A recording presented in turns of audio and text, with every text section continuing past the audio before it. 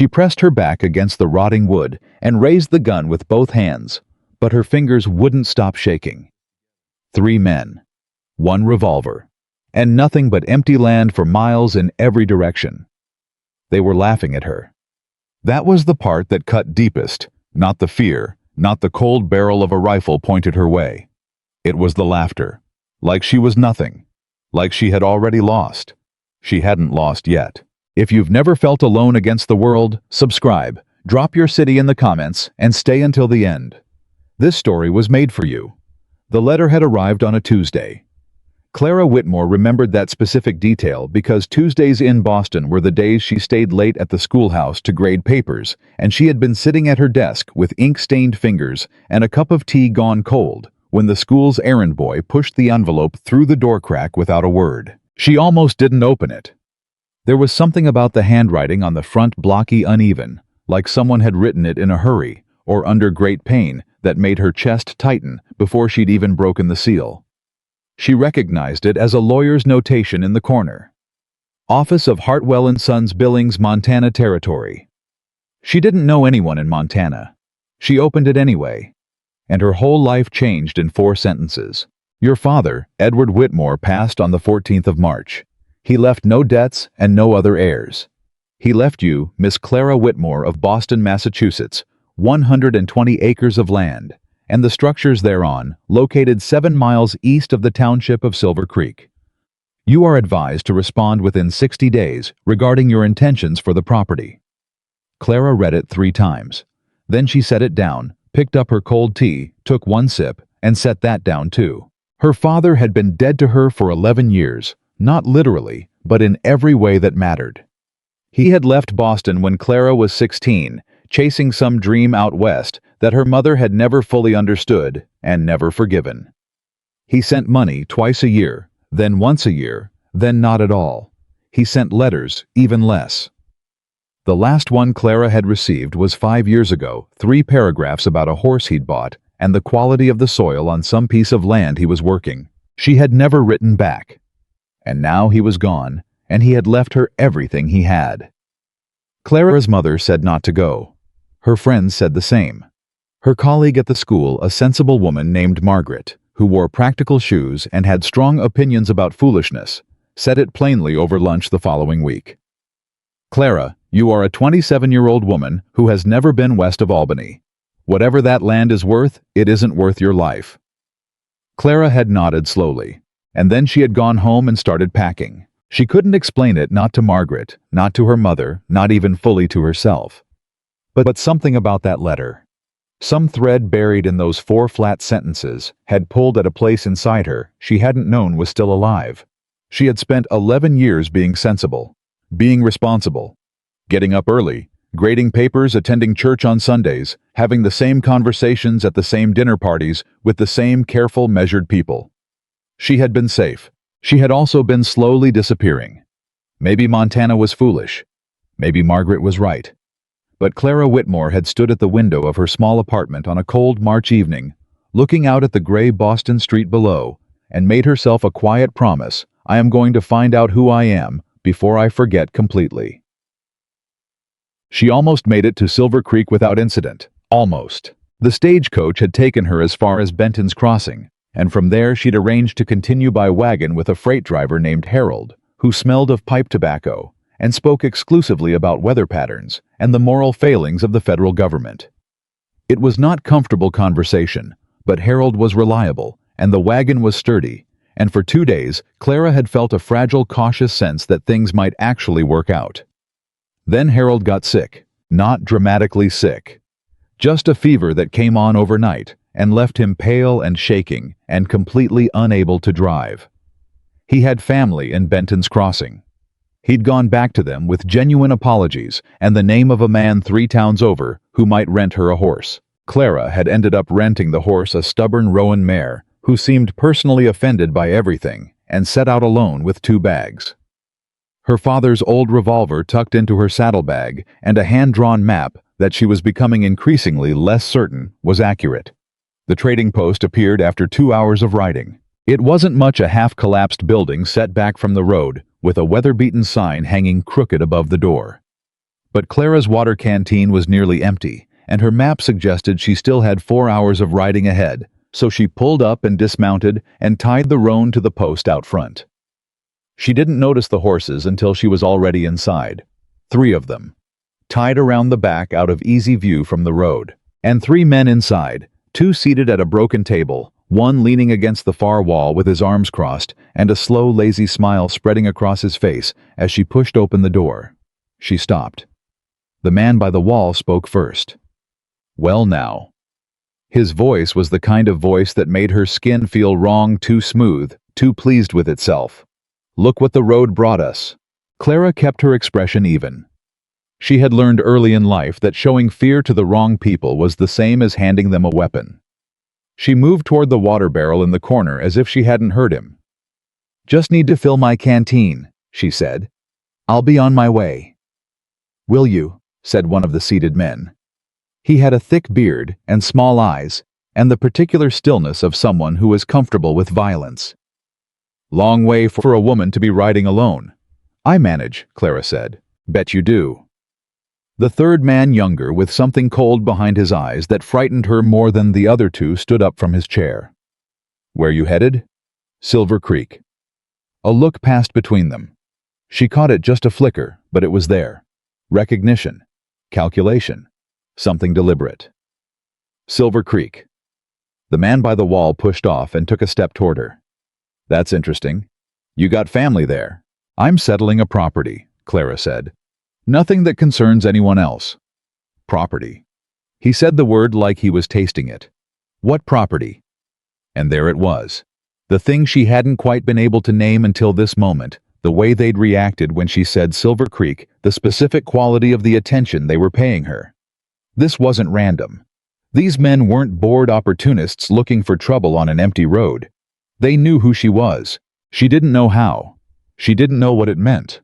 But she knew it in her bones the way you know a storm is coming before you can see a cloud in the sky. "I think I'll get my water elsewhere," she said, and turned for the door. She didn't make it. The man by the wall moved faster than she expected, and suddenly he was between her and the exit, arms crossed, smile wider now. "You're the Whitmore girl," he said. It wasn't a question. "Edward Whitmore's daughter. Come to claim the ranch." Clara said nothing. "That's a problem," he said pleasantly. "See that land has been informally promised to someone else, someone important, and your showing up here complicates things considerably." "I inherited that land legally," Clara said. Her voice was steady. She was proud of that. "Whatever arrangements other people think they've made about my property have nothing to do with me." The man laughed. "Oh, she's got spirit." He looked back at the other 2. "You hear that? She's got spirit." "Spirit won't keep her warm at night," the bearded one said. "No," the man agreed, and he took another step toward her. "It won't." Clara's hand moved to her saddlebag before she remembered her bag was outside, tied to the horse. The revolver was inside it. She had nothing. Nothing but 2 feet planted on a wooden floor and every ounce of composure she could hold together. "I don't know who you work for," she said, keeping her eyes on the man in front of her. "But I'm telling you plainly, I am going to Silver Creek. I am going to claim my father's land. And if someone has a legal objection to that, they are welcome to take it up with a judge." "A judge?" He tilted his head. "Lady, there isn't a judge within 3 days' ride who's going to side against the man we work for. You don't understand how things work out here." "Then explain it to me." Something shifted in his expression. The amusement hardened into something else. "You got 2 choices," he said very quietly now, which was somehow worse than the loudness. "You take that horse and you ride back to wherever you came from, and you forget you ever heard the name Silver Creek. Or—" He let the word hang, let her fill in the rest herself. Clara filled it in. She understood exactly what the alternative was, and somewhere in the marrow of her past, the fear and the pounding of her heart, something old and stubborn and deeply tired of being dismissed, clicked into place like a lock. "No," she said. He blinked, like he hadn't heard her correctly. "No," she said again, clearer this time. "I'm not going back." For a long moment, nobody moved.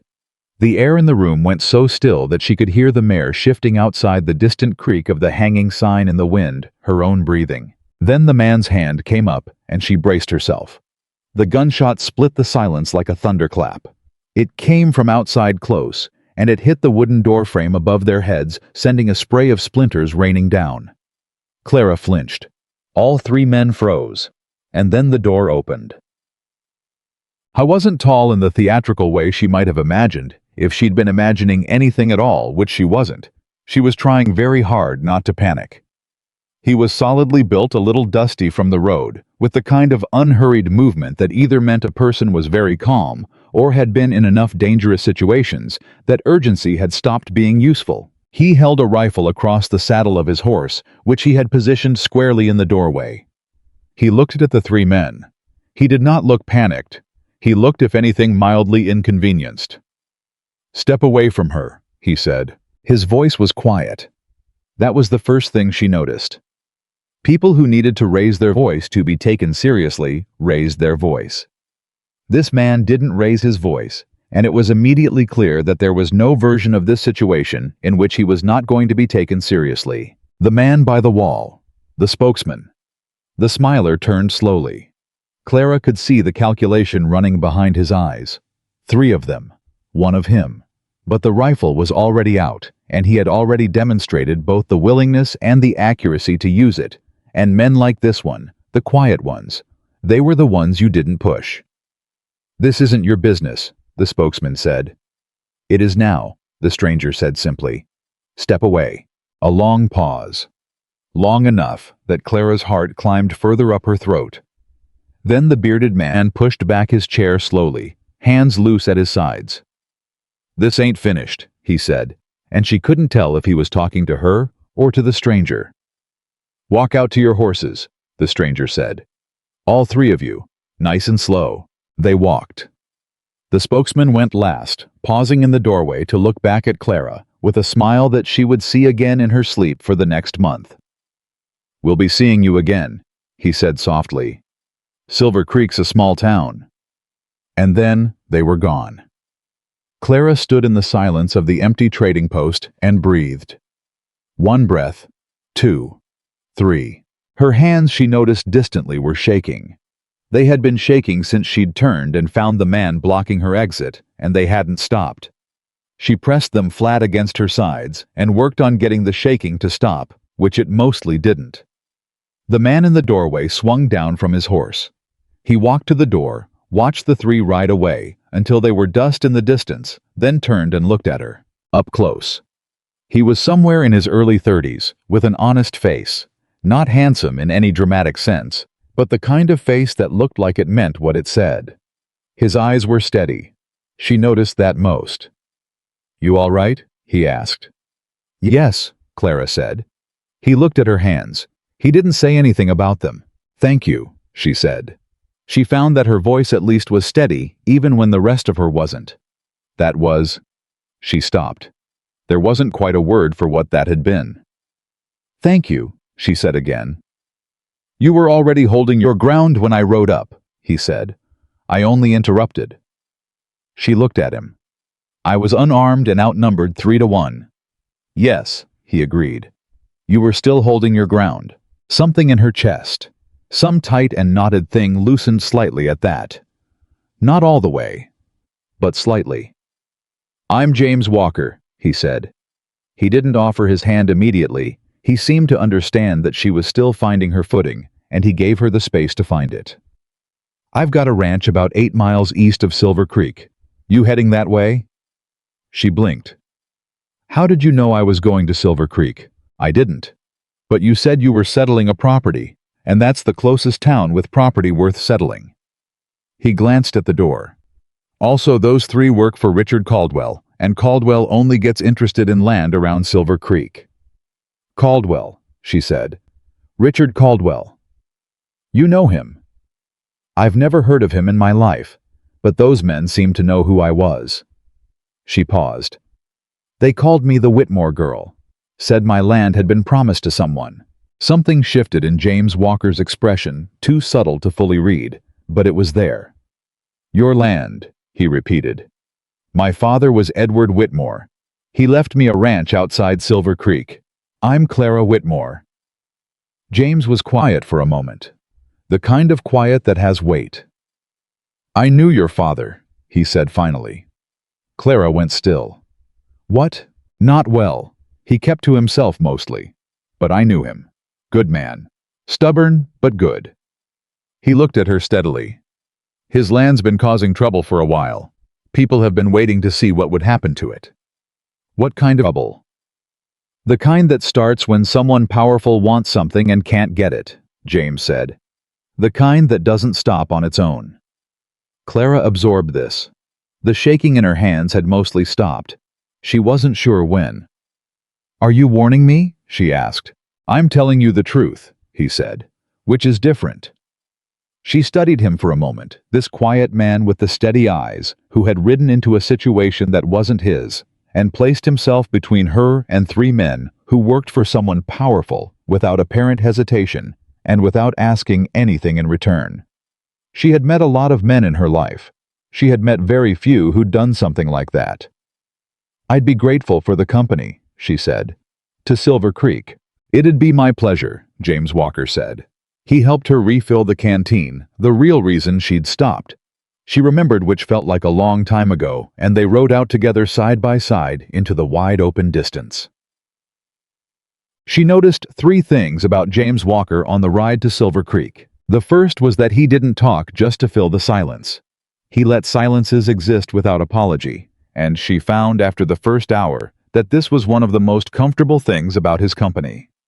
She had spent years in the company of people who talked constantly at dinner parties in the schoolhouse, in the long, careful conversations her mother had with visitors, and the talking had always felt like something being asked of her. With James, the silence was simply shared. The second thing was that when he did speak, it was worth listening to. He knew the land. He knew it the way people know something they've spent years actually paying attention to. He told her about the passes and the trouble spots, about where the water ran good and where it dried up in summer, about which families in Silver Creek were honest and which weren't, about the particular way the valley looked in October when the grass went gold. He didn't tell her these things in any showy way. He just told her like he was handing over something useful. She found herself writing things down in the small notebook she kept in her coat pocket. The third thing she noticed was the way he watched the road. Not nervously. There was nothing nervous about James Walker that she could detect, but carefully, consistently. She realized after a while that he had positioned himself every time the road narrowed or curved between her and whatever might be coming from that direction.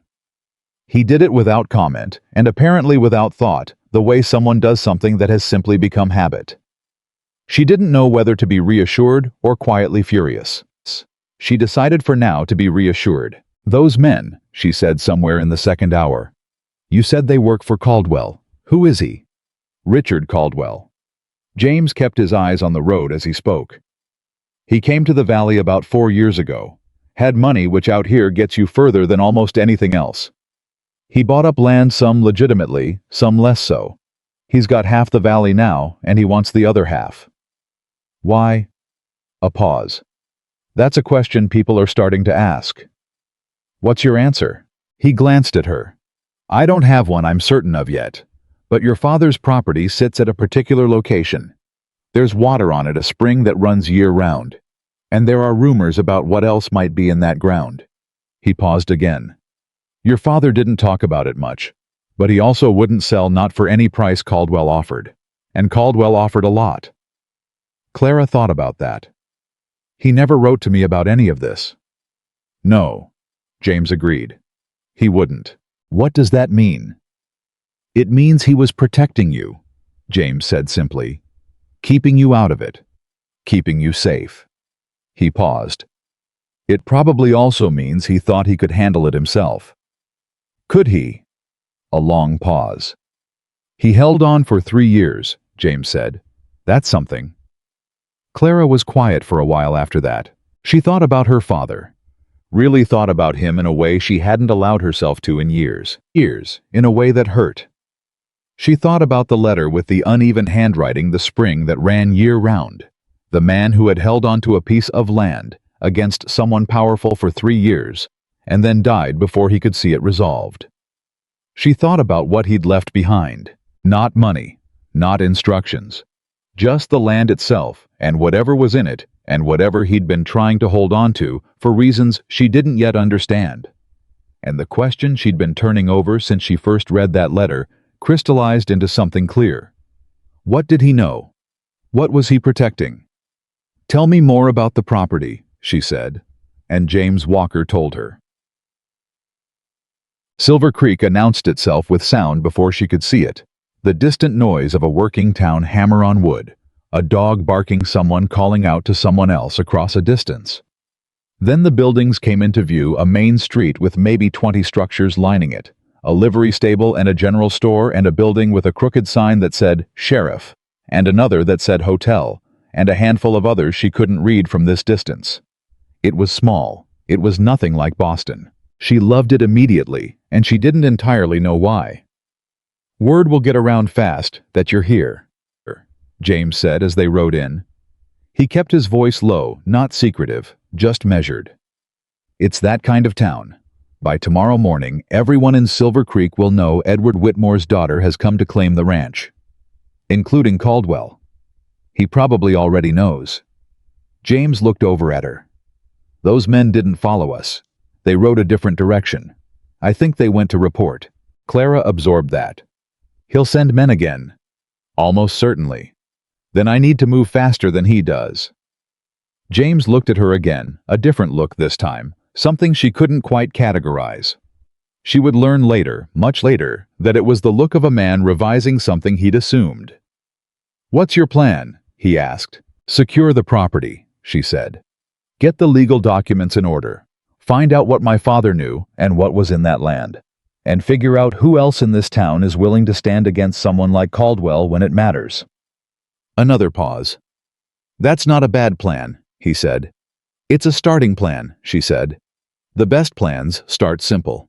And then they were riding into Silver Creek, and Clara Whitmore, schoolteacher, daughter, inheritor of a mystery she hadn't asked for, sat straight in her saddle and looked at the town that was about to become her life, and felt the last of her trembling hands go completely, finally still.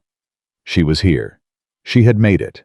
And somewhere at the end of this road, past the men who'd tried to stop her, past the powerful name of Richard Caldwell, past whatever secret her father had been guarding alone for 3 years, was something worth fighting for.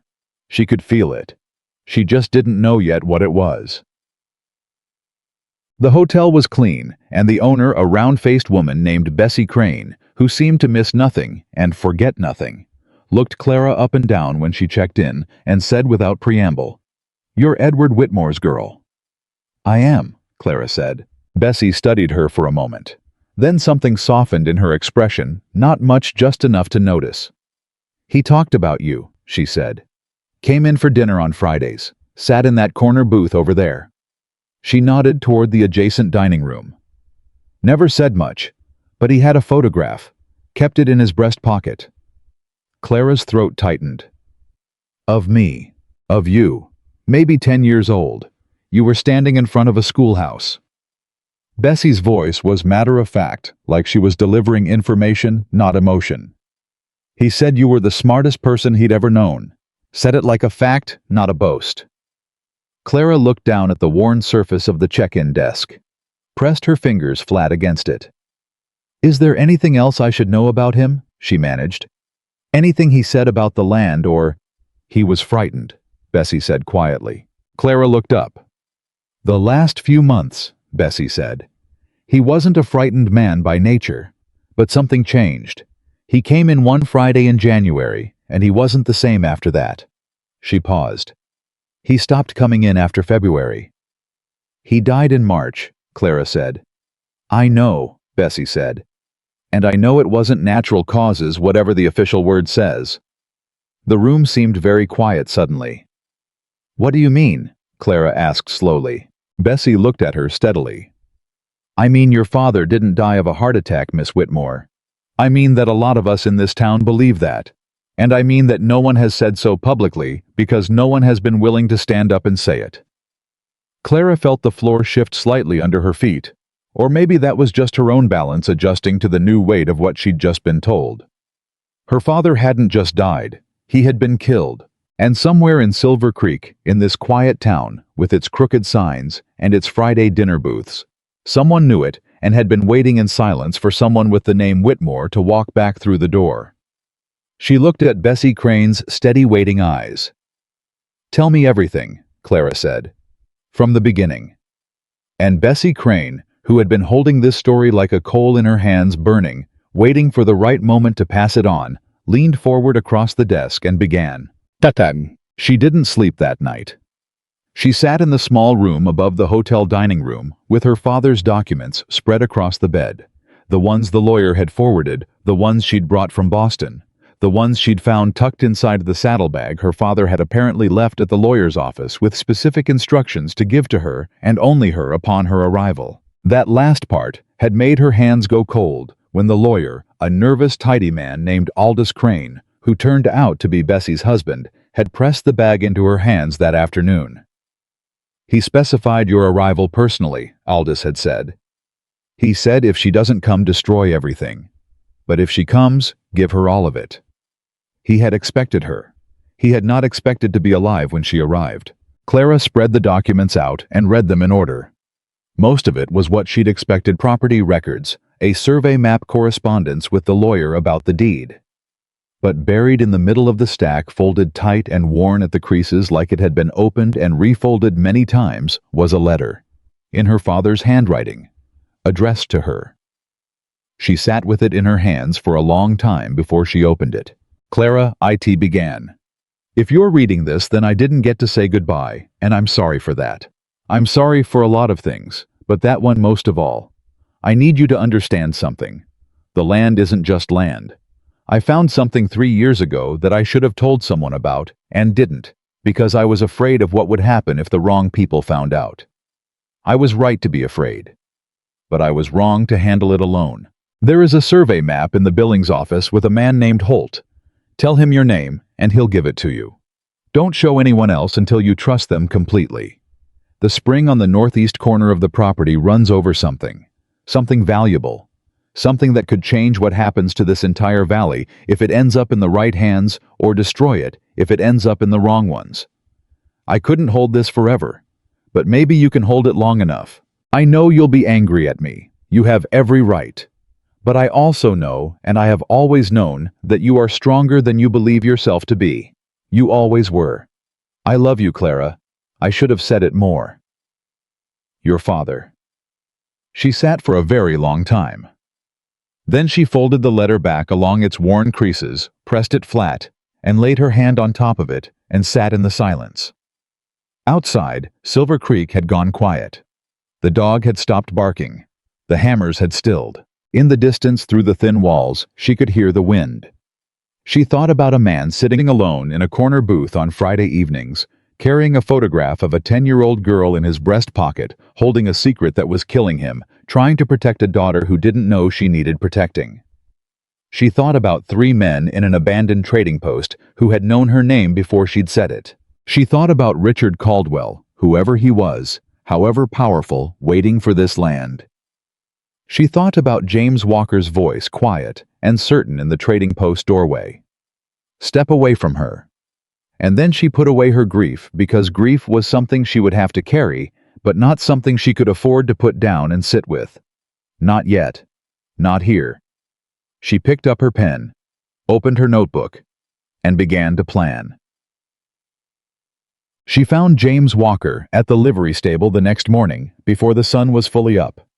He was there with the horses, working quietly, and he looked up when she appeared in the doorway, without any particular surprise, like he'd expected she might come looking for him. "I need to ask you something," Clara said. "Ask," he said. "Do you know a man named Holt in Billings works with survey maps?" Something moved in James's expression. "Thomas Holt," he said. "Yes. He surveyed half the land in this territory. Your father used him." "My father left something with him," Clara said. "A map. Something he found on the property." James set down what he was doing and looked at her directly. "What kind of something?" "I don't know yet. But my father thought it was important enough to hide and important enough to die for. She paused. I think he was killed, James. I think Caldwell had him killed. A silence. Not shocked silence. More like the silence of confirmation. I've thought the same, James said quietly. But thinking and proving are different things. Yes, Clara said. Which is why I need the map. She looked at him steadily. And I need to know if I can trust you. Not just as a man who helped me on a road, but as someone in this town who knows what's happening here. Can I trust you? James Walker looked at her for a long moment. Your father, he said carefully, came to me in January. He was scared. He told me something was wrong and that someone was watching his property. He asked me to keep an eye out. Clara felt something cold move through her chest. He asked you? Yes. So you knew who I was when I said my name yesterday? Yes. She absorbed this.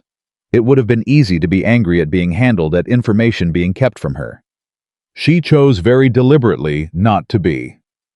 Did he tell you what was on the property? No. He said the less people knew, the safer it was. James paused. He said if anything happened to him, someone would eventually come. Either Caldwell's people or you. He said he was hoping it would be you. Clara looked down at the stable floor. At her own boots, practical and already dusty. She thought he was hoping. She thought he had faith in a daughter he hadn't seen in 11 years. She thought, don't you dare waste it. She looked up. I'm going to get that map, she said. I'm going to find out what's on my land, and I'm going to make sure it doesn't fall to Caldwell. But I can't do all of that alone. She paused. I'm not asking you to fight my battles. I'm asking you to stand beside me while I fight them. James Walker was quiet for a moment. Then simply, all right. That's it. Just all right. Your father asked me to watch out for you, he said. I gave him my word, but... He stopped, looked at her carefully. I don't watch out for people by doing their fighting for them. I watch out for people by standing close enough that they don't have to fight alone. Clara looked at him. This quiet, steady, plain-spoken man who had ridden into a situation that wasn't his and placed himself in front of 3 men with a rifle because it was the right thing to do, and who was now standing in a livery stable at dawn, offering to stand beside her against something far bigger. She thought about what that was worth.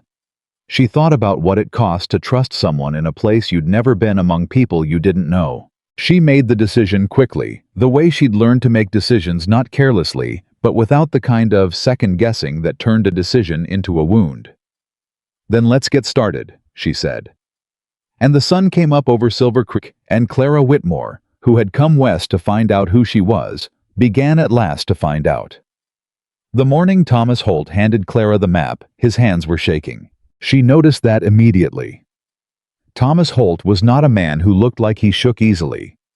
He was somewhere past 60, with the kind of weathered steadiness that comes from spending decades measuring land that doesn't care what you think of it. But when she gave him her name, when she said Clara Whitmore, Edward Whitmore's daughter, something drained out of his face, and his hands went unsteady, and he looked at her like she had walked out of a story he'd been afraid to finish. He said you'd come, Holt said quietly. He left me a letter, Clara said. He told me to find you. Holt didn't move immediately. He stood behind his desk in the small Billings office that smelled of paper and old wood, and looked at her with an expression she couldn't quite name. Part relief, part something heavier, something guilty. I should have come forward months ago, he said. When Edward died, I should have gone to someone. Why didn't you? A pause.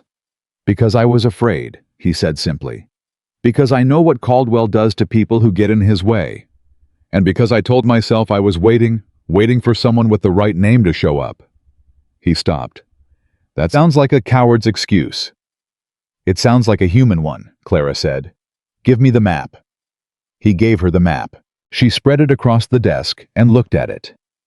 James stood beside her, and she felt him go still, the particular stillness of someone absorbing something significant. The map was a standard survey of her father's property, the boundaries, the creek running along the western edge, the structures. But in the northeast corner, marked in her father's handwriting, with a small circle, and the single word confirmed was something that made her breath go shallow. Not a spring. A vein. Silver. Not the town. Not a metaphor. Silver ore running beneath the northeast corner of Edward Whitmore's land, confirmed by private survey, deliberately kept out of the official records, hidden from every set of eyes that might carry the information back to Richard Caldwell. Her father had known. He had known for 3 years.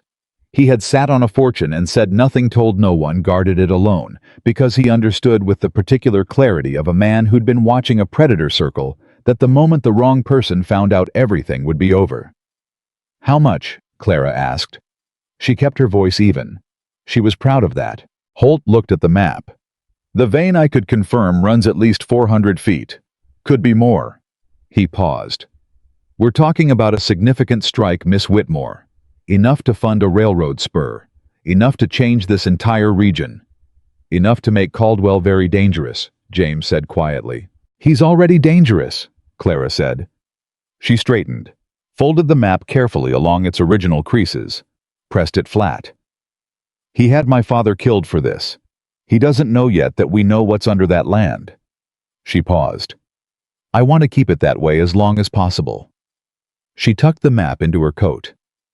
"Mr. Holt," she said, "is there anyone else who knows what's on that map?" Holt was quiet for a beat too long. "Mr. Holt, one other person," he said. "A man I used to work with. He assisted with the survey. I haven't spoken to him since January, and I've been afraid to find out why." James and Clara looked at each other. "Find him," Clara said. "Today." She was already moving toward the door. They rode back to Silver Creek, faster than they'd ridden out, and the whole way, Clara's mind was running the calculation she hadn't let herself run until now, the full shape of what she was facing. Richard Caldwell wanted her land. He'd wanted it badly enough to have her father watched, pressured, and if Bessie Crane was right, if her bones were right, killed. He'd wanted it badly enough to send 3 men to a trading post to frighten her off before she'd even reached town. He wanted it because underneath that rocky northeast corner, underneath the spring that ran year-round, there was enough silver to make a powerful man more powerful by a factor she couldn't yet calculate, and he didn't know that she knew. That was the only advantage she had. A thin one. But she had learned already in the space of 48 hours that thin advantages were still advantages if you were smart enough and fast enough to use them. "He'll move soon," James said beside her. They were riding close enough that she could hear him clearly over the sound of hooves. "When those 3 report that you didn't leave, that you rode to Silver Creek and checked into the hotel and went to see the lawyer, he'll know you're serious. He'll change tactics." "From intimidation to something else," Clara said. "Yes." "What does that look like?" "Last time it looked like Harold getting conveniently sick," James said. Clara looked at him sharply. "My freight driver." "It's possible." "You think it was arranged?" "I think you should consider that it might have been," he said. "Which means he's been watching you since before you arrived. Maybe since the letter was sent." She absorbed this. The reach of it. The patience of it. A man who had been tracking the movements of a Boston schoolteacher for months, managing the smallest details of her journey west, trying to intercept her before she could plant her feet on her own land. It made her angry in a way that was clean and useful. Not the hot, disorienting anger of someone caught off guard. The cold, focused anger of someone who understands exactly what they're fighting. "Then we need to move before he realizes we've been to Billings," she said. They rode harder the rest of the way. Silver Creek was different when she came back to it. Or maybe she was different already in less than 2 days. She was reading the town differently, noticing things she'd been too overwhelmed to catch on first arrival. She noticed which men nodded at James and which ones looked away. She noticed the cluster of riders outside Caldwell's property office at the end of the main street, because apparently he had an office right in the middle of town, bold as a flag planted in conquered territory. She noticed Bessie Crane watching her from the hotel doorway as she rode in with an expression that was equal parts worry and warning. She stopped at Bessie's doorway. "Someone came asking about you this morning," Bessie said low and quick. "One of Caldwell's men. Wanted to know when you'd left, where you'd gone, when you'd be back." "What did you tell him?" That you'd gone for an early ride and I expected you back for breakfast." Bessie paused. He waited for 45 minutes, then left. "Thank you, Bessie. Don't thank me. Your father was a good man, and what happened to him was wrong, and I've had 11 months to be angry about it." Her voice was tight. "What are you going to do?" Clara looked at the street, at Caldwell's office at the far end of it. "I'm going to go see my property," she said. "My actual property for the first time, and I'm going to start making it livable." She paused. "And I'm going to be very visible doing it." Bessie frowned. "You want him to see you?" "I want him to think I'm exactly what he expected," Clara said. "A woman from Boston who inherited a ranch and is trying to fix it up. Nothing more. I want him comfortable." She held Bessie's gaze. Comfortable men get careless. Bessie looked at her for a long moment. Something in her expression shifted into something that wasn't quite a smile, but was adjacent to one. "You are very much your father's daughter," she said. "I'll take that," Clara said. The ranch was worse than she'd expected, and better than she'd feared. The main structure was standing solid bones, her father's work from the original construction built to last. But it had been empty since March, and the signs of that emptiness were everywhere.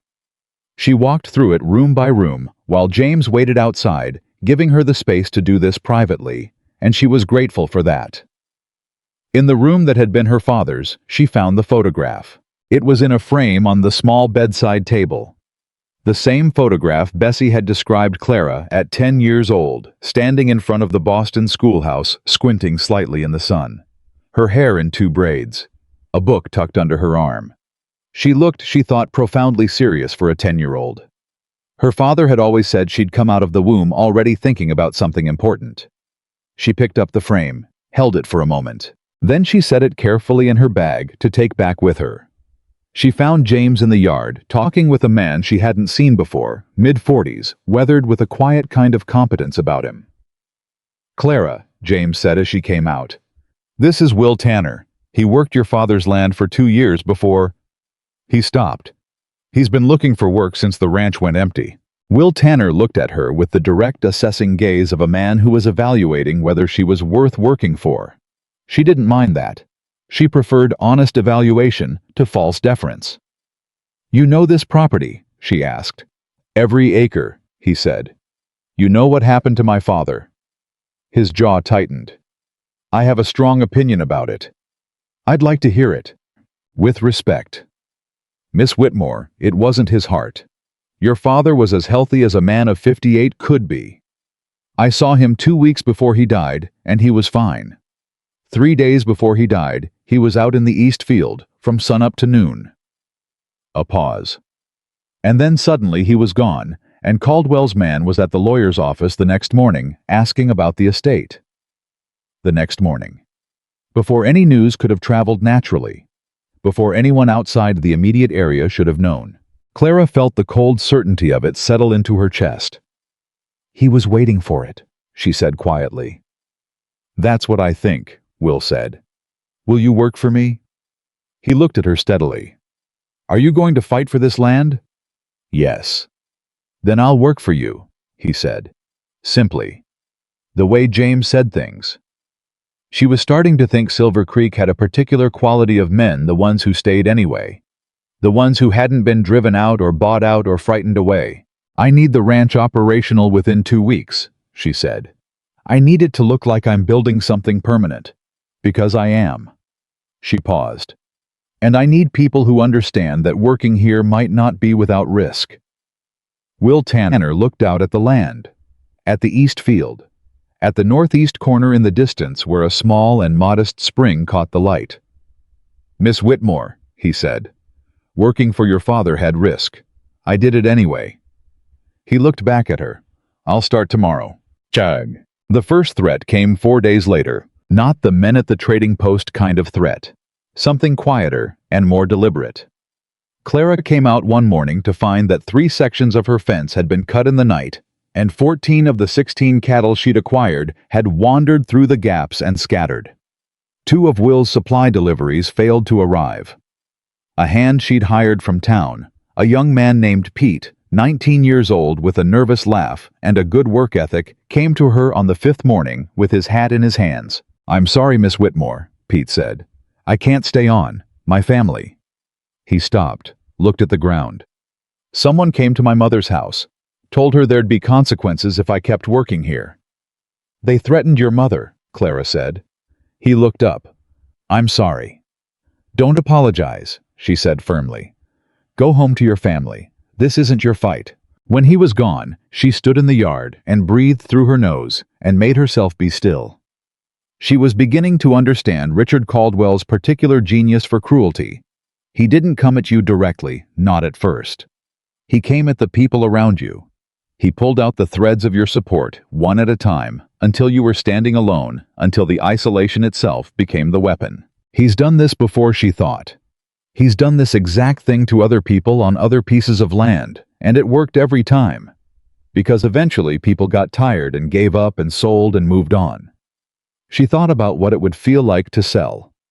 To simply sign the papers and take the money and go back to Boston and let someone else deal with what was buried in that northeast corner. She thought about it for exactly 3 seconds.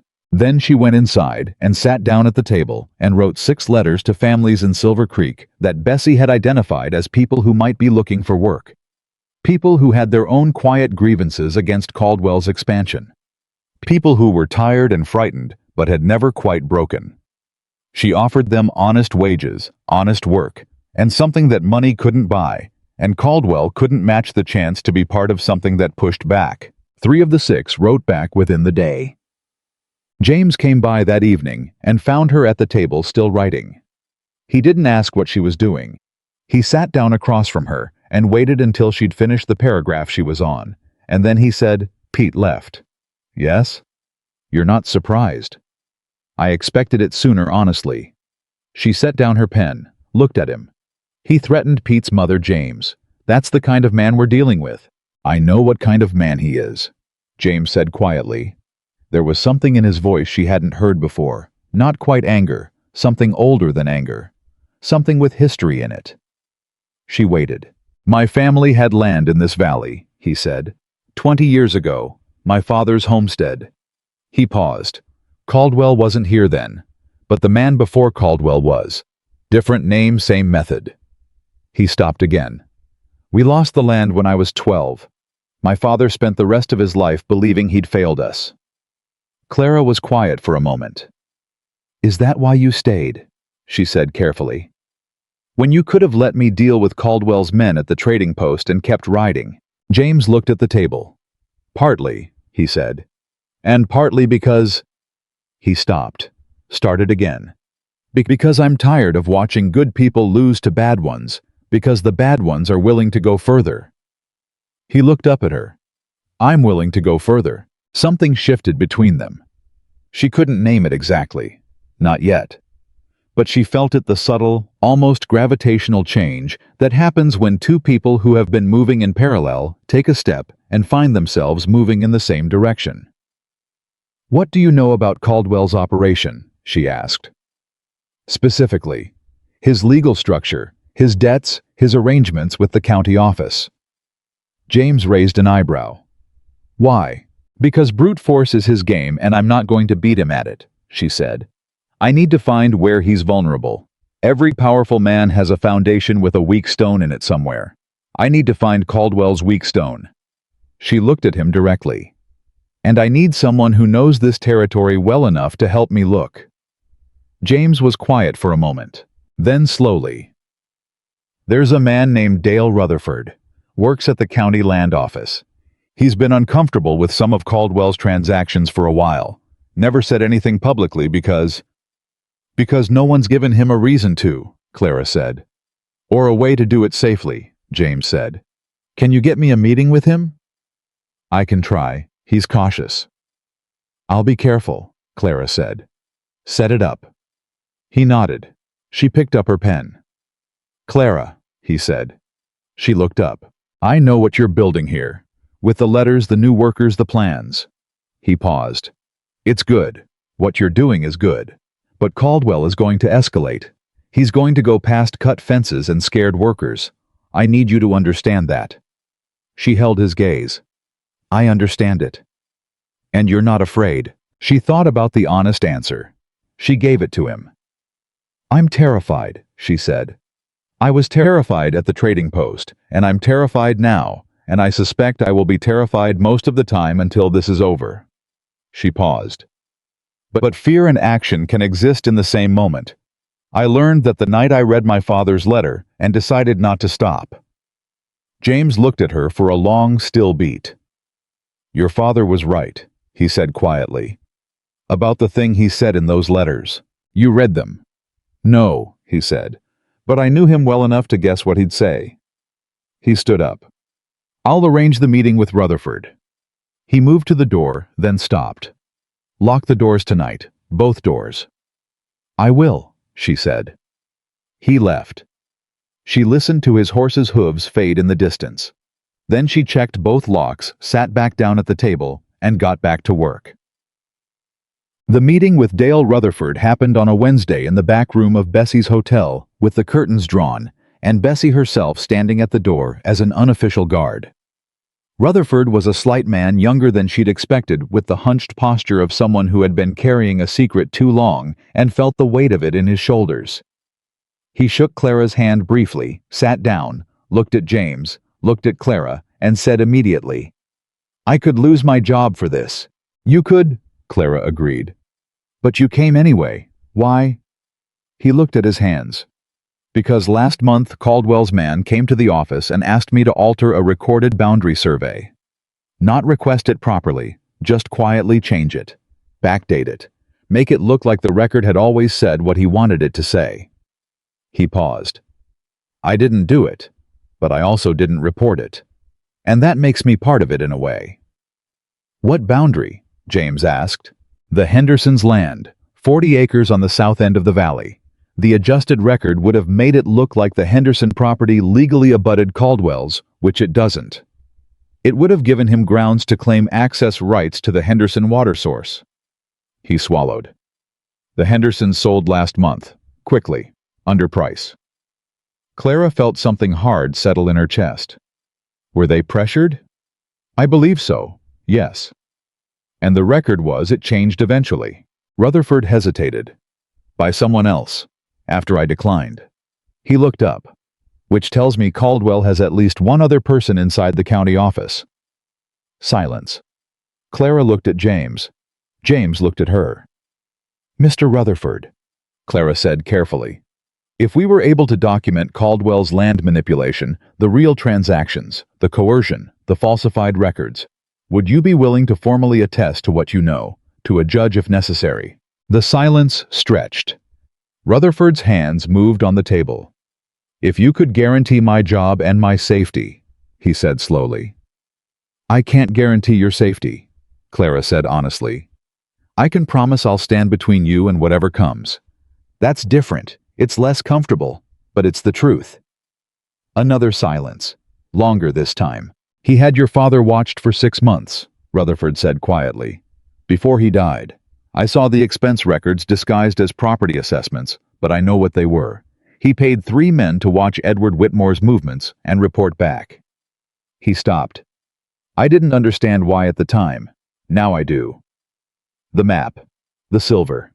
Her father walking out to the east field morning after morning, careful never to let anyone see exactly where he went or what he checked on, and someone always watching. Will you help me? Clara asked. Dale Rutherford looked at her for a long time. Then he looked at James. Then he looked at the curtained window like he was seeing through it, seeing something beyond the town. Yes, he said. God help me. Yes. She was walking back to the ranch 2 hours later when she felt the particular crawling sensation on the back of her neck that she was learning to trust absolutely. She was not being followed by footsteps. She was being followed by eyes. Someone watching from a position she couldn't identify, tracking her movement through the town. She kept walking, kept her pace even, did not look around. When she reached the point on the main street where the general store's awning cast a shadow, she stopped like she was examining something in the window, and in the reflection of the glass, vague and imperfect but sufficient, she found the source. One of the men from the trading post. Not the spokesman, The younger one, the one with the cold eyes who had frightened her more than the other two. He was leaning against a post a half-block back, hands in his pockets, watching her with the casual confidence of someone who has never once considered that the person they're watching might be watching back. Clara stood at the window for exactly the right amount of time. Then she moved on. She did not go directly back to the ranch. She went to James's place first. He answered the door before she knocked. She had barely raised her hand when it opened, like he'd heard her coming. "The young one from the trading post," she said. "He's in town, following me." James was quiet for exactly 1 second. Then he stepped aside to let her in, and the look on his face was the controlled, focused expression of a man shifting from one kind of readiness to another. "How close?" "Half a block. Not hiding it much." "He's not supposed to hide it," James said. "He's supposed to let you see him. It's a message." "What message?" "That they're watching everything. That they know everywhere you go and everyone you speak to." He paused. "Including Rutherford." The cold moved through her again. "Did they see the meeting?" "Maybe not the meeting itself, but they saw you walk in and out of the hotel at an unusual hour with me." He looked at her directly. "We need to warn Rutherford." "I'll go." "Not you," he said. "You've already been seen enough today. I'll go." He was already reaching for his coat. "Stay here. Don't go back to the ranch alone tonight." She wanted to object. The instinct was there, immediate, habitual, the reflex of a woman who had spent her entire adult life managing things independently. She breathed through it. "All right," she said. He looked briefly surprised. Then something softened in his expression just slightly, just enough. "There's coffee," he said. "It's not good, but it's hot." He left. She sat down at his table and poured herself the bad coffee and thought. She thought about Rutherford and whether they'd moved too quickly. She thought about the cold-eyed young man with his deliberate visibility and what it meant that Caldwell was willing to be this overt now. She thought about the map in her coat pocket folded along her father's careful creases. She thought, he's escalating. James was right. She thought, so must I. She was still thinking when James came back 40 minutes later. He came through the door with the controlled pace of a man who had run most of the way and wasn't going to show it. "Rutherford's fine," he said. "He knows to be careful." He stopped, looked at her face. "What?" "I've been thinking about the timeline," she said. "Caldwell knows I went to Billings. He probably suspects I got the map, which means he knows I know what's under that land." She paused. "He's going to stop being subtle soon." "Yes," James said. "And when he does," James said carefully, "things are going to move fast. Then we have to move faster." She stood up. "I need to go to the town meeting next week. The one Bessie mentioned, the monthly gathering. I need to stand up in front of this town and, Clara, I need them to know someone is fighting," she said. Her voice was steady, and it was real, and it came from whatever part of her had decided somewhere between Boston and this kitchen table that she was done being quiet. "Half this town is afraid of Caldwell. The other half has already decided that being afraid is the same as being helpless. I need to show them it isn't." James stood across the table from her. He looked at her for a long time. "You know what happens if you stand up publicly," he said. "He won't be able to ignore it. You'll become the problem he has to solve, rather than the inconvenience he has to outlast." "I know," she said. "That puts a target on you." "It already has one," she said. "It's been there since the moment I stepped off that stagecoach. I'd rather face it standing up than looking over my shoulder." James was quiet. Then slowly he nodded once. "I'll be standing next to you," he said. "I know," she said. And the certainty with which she said it surprised her, not because she doubted him, but because she had been saying, "I know," to James Walker's quiet promises, with a steadiness that she recognized distantly as trust. Real trust.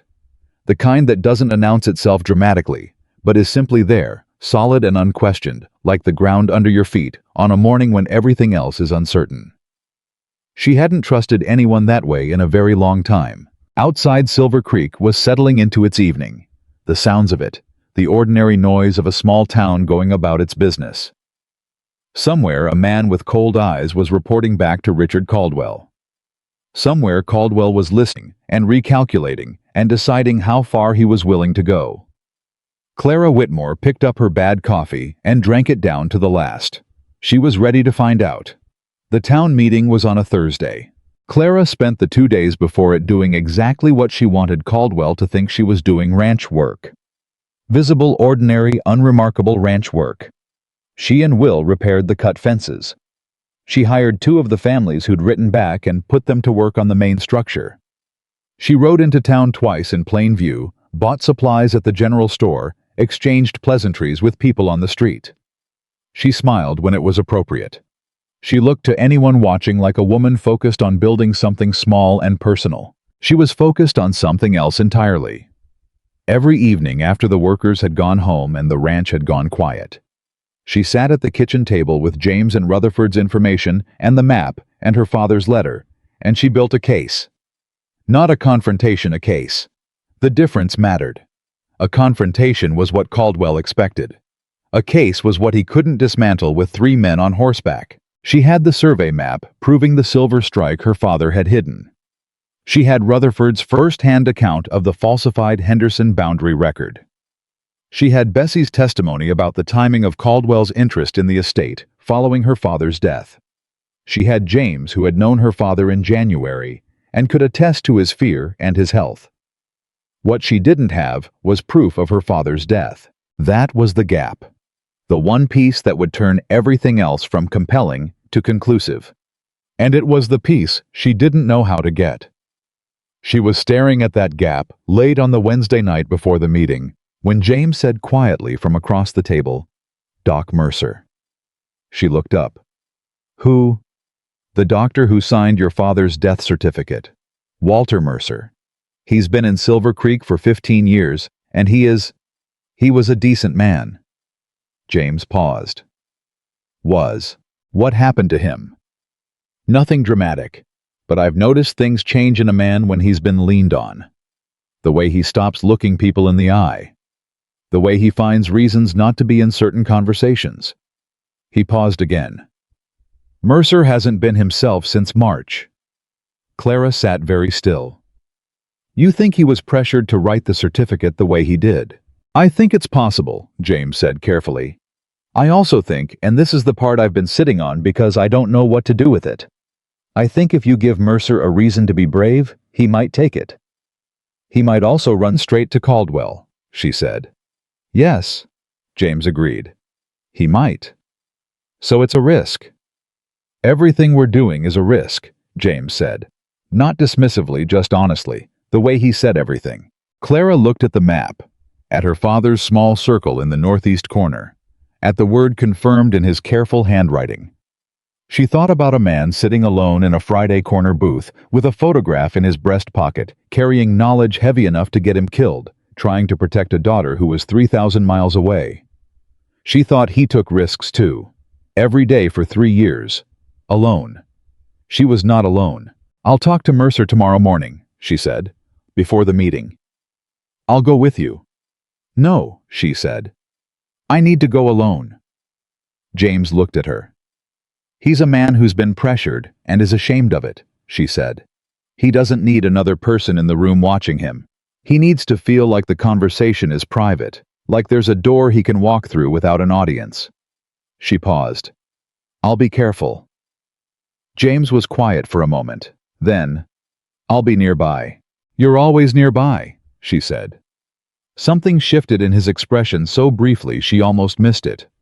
A warmth that came and went like sunlight through moving clouds. "Yes," he said simply.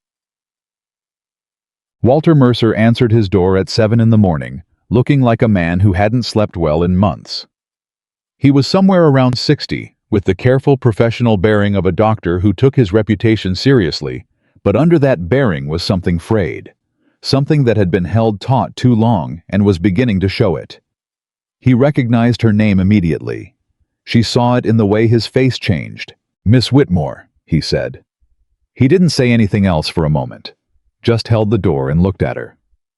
"I'd like to talk to you about my father," Clara said. "Just talk, nothing formal." He stepped back and let her in. She sat across from him in his small office, and she didn't waste time. She had learned already that men on the edge of a decision, men who were one good reason away from doing the right thing, didn't need to be worked toward it slowly. They needed someone to name the thing that was already sitting in the room. "My father didn't die of a heart attack," she said. Mercer's hands were flat on the desk. They didn't move.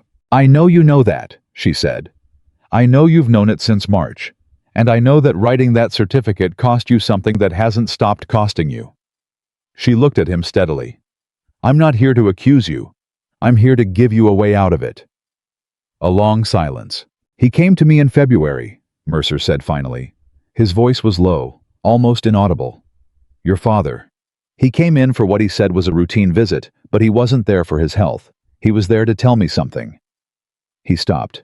Clara waited. "He said if anything happens to me, you'll know it wasn't natural. He said I'm trusting you to remember that." Mercer's jaw worked. "I told him he was being dramatic. I told him I actually told him to calm down, that he was letting himself get worked up over land trouble." He stopped again, swallowed. "And then 6 weeks later he was dead, and Caldwell's man was in this office before the body was cold, telling me very calmly and very clearly what the certificate needed to say." "What did he offer you?" Clara asked. "Nothing," Mercer said. "He didn't need to offer anything. He just described what had happened to the last doctor in the territory who'd made trouble for Caldwell's interests." He looked at Clara. "I have a wife, 2 daughters." "I understand," Clara said. "I have been sick with it every day since March," he said. The words came out like something that had been held under pressure for a very long time. "Every single day. Your father trusted me, and I—" He stopped. His voice had gone rough. "Dr. Mercer," Clara said carefully, "what would you need in order to formally correct the record?" He looked at her. "Protection I don't have." "What if I can get it?" He laughed, a short, humorless sound. "Miss Whitmore, Richard Caldwell has owned this county for 4 years. He has the sheriff." "I know about the sheriff," she said. "I'm not talking about local protection." A pause. "What are you talking about?" "I'm going to the town meeting tonight," she said. "I'm going to put everything in front of the community publicly. Not just the land, not just the legal manipulation, all of it, including what happened to my father." She held his gaze. "If enough people stand together, Caldwell loses the thing that makes him dangerous: isolation. He picks people off one at a time because no one ever stands together. Tonight, I'm going to try to change that." Mercer was quiet for a long time. "And if you fail," he said. "Then we're no worse off than we are now," Clara said. "But if I succeed, if people stand together tonight, I need you to be willing to speak formally. To a proper territorial judge, not a county official Caldwell has in his pocket." She paused. "I know what I'm asking. I know it's not small." Walter Mercer looked at his desk, at his hands, at some middle distance she couldn't see. "Your father," he said slowly, "was the bravest person I think I ever met. Sitting in that chair in February telling me to remember, knowing something was coming, and still—" He stopped. He was terrified. His hands were shaking, and he was still sitting there telling me to remember. Clara felt the back of her eyes go hot. She breathed through it. "He'd want you to be at the meeting tonight," she said quietly. Mercer closed his eyes. A long moment passed. "I'll be there," he said. "Char," she told James outside. He listened, and when she finished he said, "You did that well." And she said, "I just told him the truth." And he said, "That's what doing it well looks like." They had 4 hours before the meeting. She spent them at the ranch, not working, thinking. Walking the property in the cold morning air, covering ground her father had covered, trying to feel whatever it was he'd felt out here. What it was about this specific piece of land beyond the silver, beyond the inheritance that had made him hold on for 3 years against a man like Caldwell. She stopped at the northeast corner.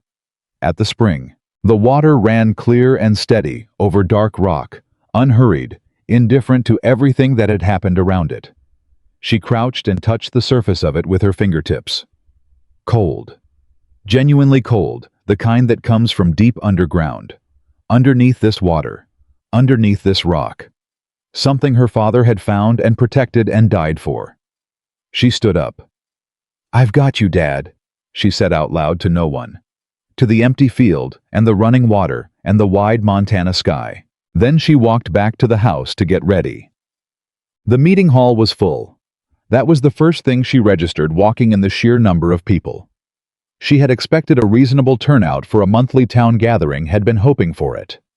What she found was standing room only people, pressed along the walls. A murmur running through the crowd that told her word had gotten out that something was different about tonight. Word always got out in Silver Creek. She saw Bessie and Aldous Crane near the front. Will Tanner in the middle with two of the new ranch hands. Rutherford near the back door, positioned carefully, his face tight and controlled. And Mercer, she almost missed him, tucked behind a group of taller men, Mercer who had come. She saw Caldwell's men too. 3 of them distributed through the crowd watching. She didn't see the spokesman or the cold-eyed young man, the ones from the trading post. But she felt their absence like something deliberate, like they had been placed somewhere else tonight for a reason she couldn't yet identify. That thought settled in the back of her mind, and she filed it there and kept moving. Richard Caldwell himself was seated in the front row. She recognized him from the description she'd assembled. Mid-50s, heavy through the shoulders, with the groomed solidity of a man who had stopped worrying about what other people thought of him. He wore the confidence of someone who knew the outcome of tonight before it had happened. He held a glass of water, and he looked at her when she walked in with the flat, assessing gaze of a businessman evaluating a minor inconvenience. He was not afraid of her. That was fine. She wasn't doing this to frighten him. The meeting opened with ordinary business: a road dispute, a question about winter supply routes, a brief note from the county about water rights administration. Clara sat through it with her hands folded and her face composed, and let the ordinary business run its course. She could feel the room's attention divided, half on the agenda, half on her waiting. When the floor was opened for general comment, she stood up. The room went quiet immediately. Not the polite quiet of a meeting proceeding normally. The held breath quiet of people who knew something was happening. "My name is Clara Whitmore," she said. "I'm Edward Whitmore's daughter. I've been in Silver Creek for 10 days, and in that time someone cut my fences, scared off my workers, had me followed, and tried to convince me to leave." She paused. "Let that settle." "I'm not going to leave." A ripple through the crowd. She felt Caldwell's eyes on her. "My father held his land for 3 years against sustained pressure from a man who wanted it and couldn't legally take it. Most of you know what happened to him in March." She looked out at the room. "I know what happened to him too, and I want every person in this room to know that I know." Caldwell set down his glass of water, very slowly. "I have a land survey showing mineral resources on my property that Richard Caldwell has been trying to control through coercion rather than legal purchase." Her voice was even and clear and carried. "I have a witness who was asked to falsify county land records on Caldwell's behalf. I have a doctor who was told what to write on a death certificate under threat." She stopped. "I have the truth, which is a more durable thing than money, and I'm willing to use it." The room erupted. Not all of it, not all at once. But the eruption that mattered was not the noise. It was the movement. It was the small, decisive shifts she could see in the crowd, people who had been standing carefully neutral, suddenly not standing quite so neutrally. Heads turned. Eyes met across the room.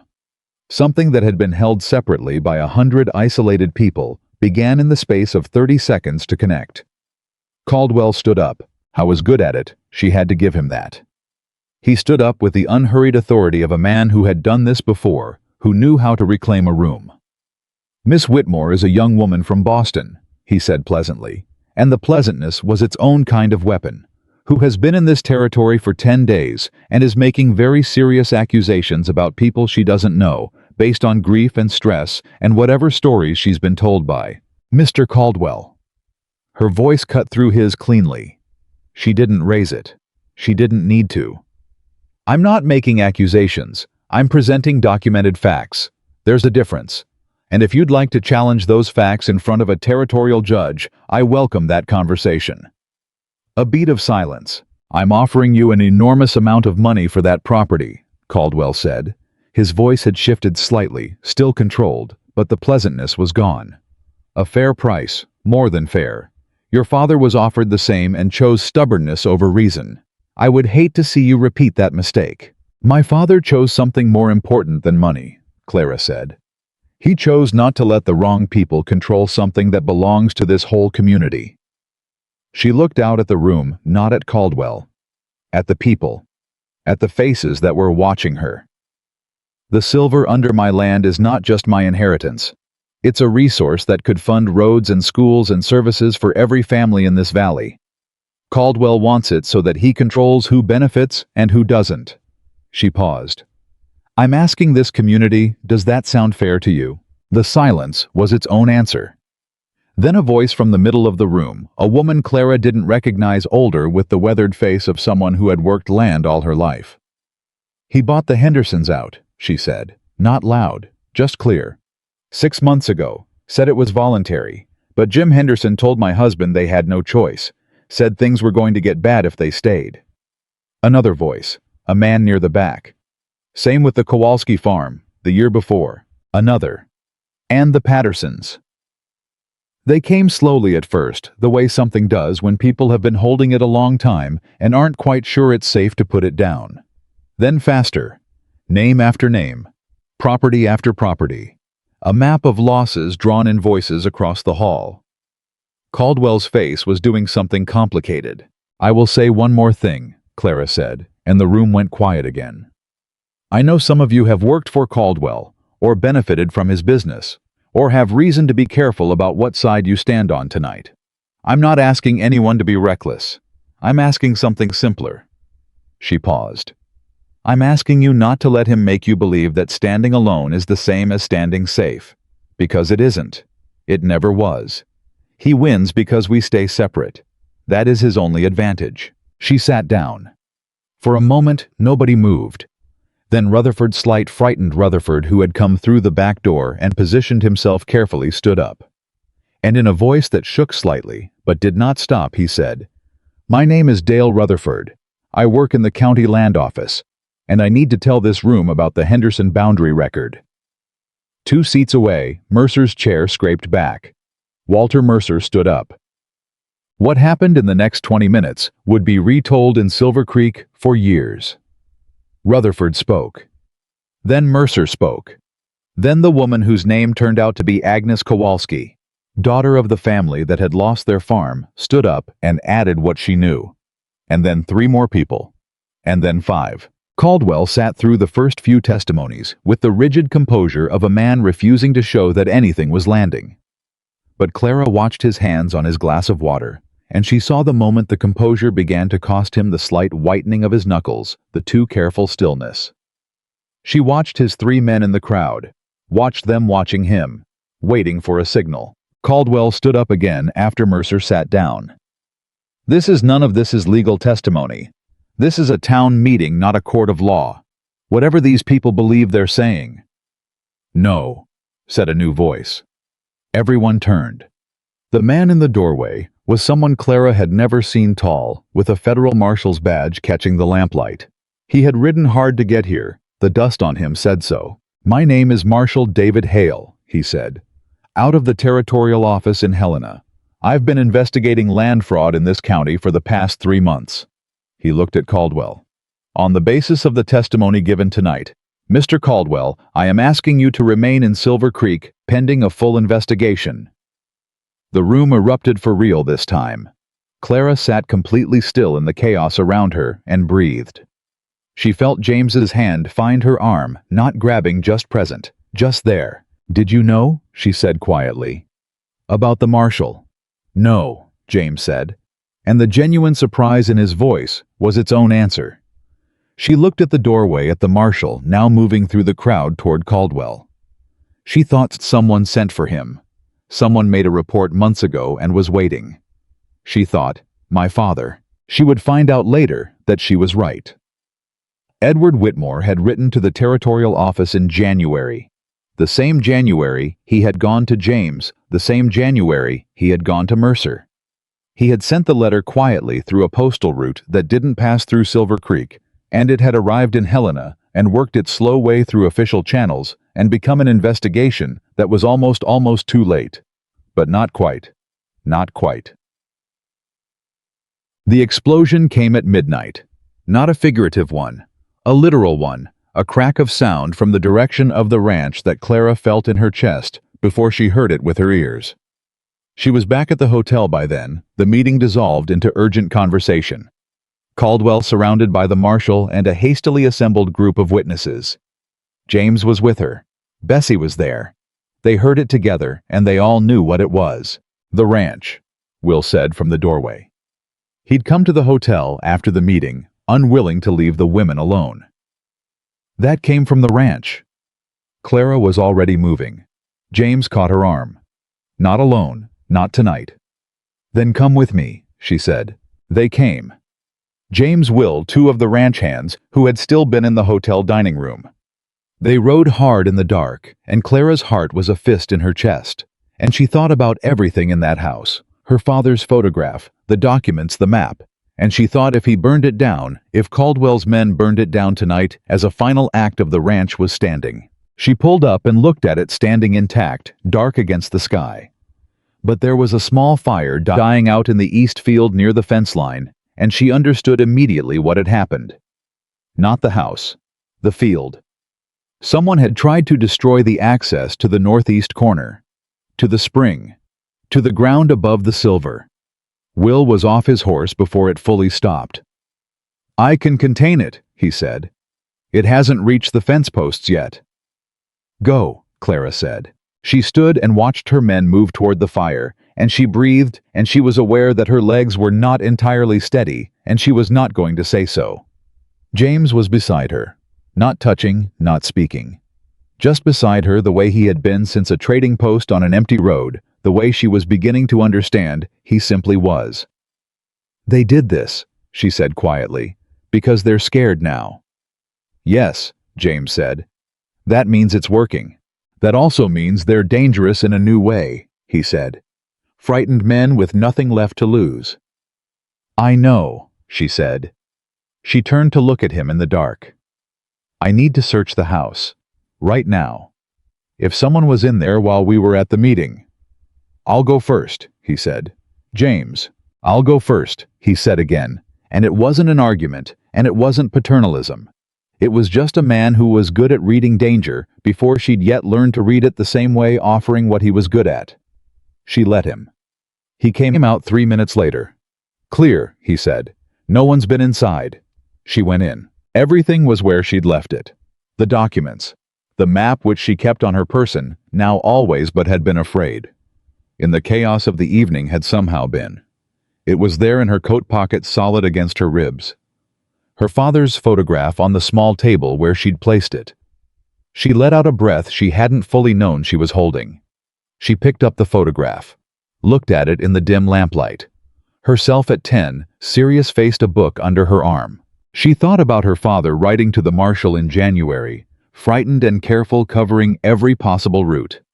Trusting that eventually, if he laid enough groundwork, someone would come. She thought, he won, Dad. He lost, but he set it up so we could win. She set the photograph down, went back outside to where James was waiting. Tomorrow, she said. I need to meet with the marshal. I need to make sure Rutherford and Mercer are protected. And I need to file a formal legal claim on the mineral rights before Caldwell's lawyers can move. She paused. Can you help me with that? Yes, he said. All of it. All of it. She looked at him. In the dark, in the aftermath of what had been the most exhausting and terrifying, and she could admit this to herself quietly, the most alive she had felt in years. Why? She asked. Not challenging, genuinely asking. You keep saying yes. You keep showing up. You've put yourself between me and Caldwell's reach more times than I've counted. You could walk away from this. Your ranch is safe. This isn't your fight. James looked at her for a long moment. 12 years ago, he said. Someone should have shown up for my father. Someone should have stood next to him when he was fighting the same fight against a different man. He paused. Nobody did. And he lost everything. And I watched it happen. His voice was quiet, and it was real, and it cost him something to say. "I'm not going to watch it happen again." Clara held his gaze, held it long enough that the words had room to land fully. "It won't," she said. "Not this time." "No," he said. "Not this time." Behind them, the fire in the east field was dying. Will and the others moved through the dark, their voices low and steady, doing what needed to be done. And Clara Whitmore stood in the yard of her father's land, her land, and looked out at the northeast corner, where a spring ran quietly over rock, above a vein of silver, and she felt something shift inside her that had nothing to do with victory and everything to do with the simple, ferocious refusal to let go. Caldwell had the marshal's scrutiny. He had a room full of witnesses who had finally spoken. He had whatever fear was doing to his calculations tonight, whatever desperate move his frightened men were planning in the dark. And she had this solid ground under her feet, a man standing beside her who meant every word he said, and a truth that had survived 3 years of burial and was finally in the open air. She wasn't done yet, not even close. But for the first time since she'd opened a letter on a Tuesday in Boston, with cold tea and ink-stained hands, she felt not safe, because safe wasn't on the table, not tonight, but something adjacent to it. She felt like she was standing exactly where she was supposed to be. Marshal David Hale was not what Clara had expected. She had expected someone official, someone bureaucratic, careful with language, slow with commitments. What she got was a man who sat across from her the morning after the town meeting with a cup of Bessie's coffee and a directness that matched her own. "Your father's letter arrived in Helena in February," Hale said. "It took 2 months to get assigned another month to build enough preliminary evidence to justify sending someone out. I want to be honest with you that timeline is too slow. What happened to your father in the middle of that process is something the territorial office will have to reckon with." "I appreciate the honesty," Clara said. "What happens now?" "Now I need everything you have. The survey map, Rutherford's testimony, Mercer's statement." He looked at her steadily. "And I need to move before Caldwell's lawyers arrive from Billings, which they will, probably by tomorrow afternoon." "How much time does that give us?" "Enough," Hale said. "If we move today." They moved today. James had been up since before dawn. Clara didn't know this until she came downstairs and found him already at the hotel table with Rutherford, both of them working through a sequence of county records that Rutherford had quietly removed from the land office the previous evening under the cover of the meeting's chaos. Not stolen, Rutherford had the authority to pull records for review. But the timing was precise and deliberate, and Clara felt a surge of something fierce and grateful when she understood what he had done. "You planned this last night," she said to Rutherford. He looked up. "You gave me a reason to," he said simply. She sat down. They worked. For 3 hours around that table, they assembled what her father had spent 3 years trying to build alone. The survey map. The falsified Henderson record alongside the original. Mercer's written statement, which he had sat up through the night composing, and which was 4 pages long and precise and devastating. The expense records. Rutherford had found buried in county administrative files, the ones disguised as property assessments, the ones that showed payments to 3 specific men across a 6-month period of surveillance on Edward Whitmore's movements. Hale read everything. He read carefully, and he did not rush, and when he was done, he set the last page down and looked at Clara. "This is sufficient," he said. "For what specifically?" Clara asked. "For a formal arrest warrant. For fraud coercion, and with Mercer's statement, establishing the circumstances of your father's death, potentially something more serious." He paused. "I want you to understand that more serious charge will be harder to prove in court. Mercer can speak to what he was told to write and why, but direct evidence connecting Caldwell to the physical event." "I know," Clara said. "It may not be provable, but it will be known." She held Hale's gaze. "Sometimes the truth doesn't get a verdict, but it still needs to be said out loud." Hale looked at her for a moment. "Your father said something similar in his letter," he said. Clara felt the back of her throat tighten. She breathed through it. "What exactly did he say?" she asked. Hale was quiet for a moment. Then, he said, "I don't know if anything I'm telling you can be proven in a court of law." But I know it's true, and I know that truth has a way of surviving if someone is willing to carry it forward. I'm hoping someone will be." He stopped. "I've been doing this job for 11 years, Miss Whitmore. I've read a lot of letters from a lot of frightened people. That one stayed with me." Clara pressed her hand flat on the table, held it there. "Then let's make sure he was right," she said. Caldwell's arrest happened at 11 in the morning. Not dramatically, not loudly. Hale walked into Caldwell's property office on the main street with 2 deputies and a warrant, and the whole thing was over in 4 minutes. Caldwell came out in handcuffs with his suit still perfectly pressed, and his face arranged into an expression of dignified outrage that Clara suspected he had practiced for exactly this kind of situation. She was standing across the street when it happened. She had not planned to be there. She had been walking to the general store for supplies, and she had simply looked up, and there it was. She stopped walking. She watched Caldwell cross the street toward the marshal's office. He was scanning the area as he walked the way powerful men do when they're accustomed to reading a room, identifying allies, calculating responses, assessing threats. His eyes found her. He stopped walking for just a moment. A single step's pause. He looked at her, and she looked at him, and there was nothing theatrical in it. No speech. No dramatic pronouncement. Just 2 people on a street, and one of them in handcuffs, and both of them understanding exactly how they had arrived at this moment. Then his deputies moved him forward, and he was gone. Clara stood on the street and breathed. A hand touched her arm lightly. Bessie, who had apparently been watching from the hotel doorway and had walked over without Clara hearing her.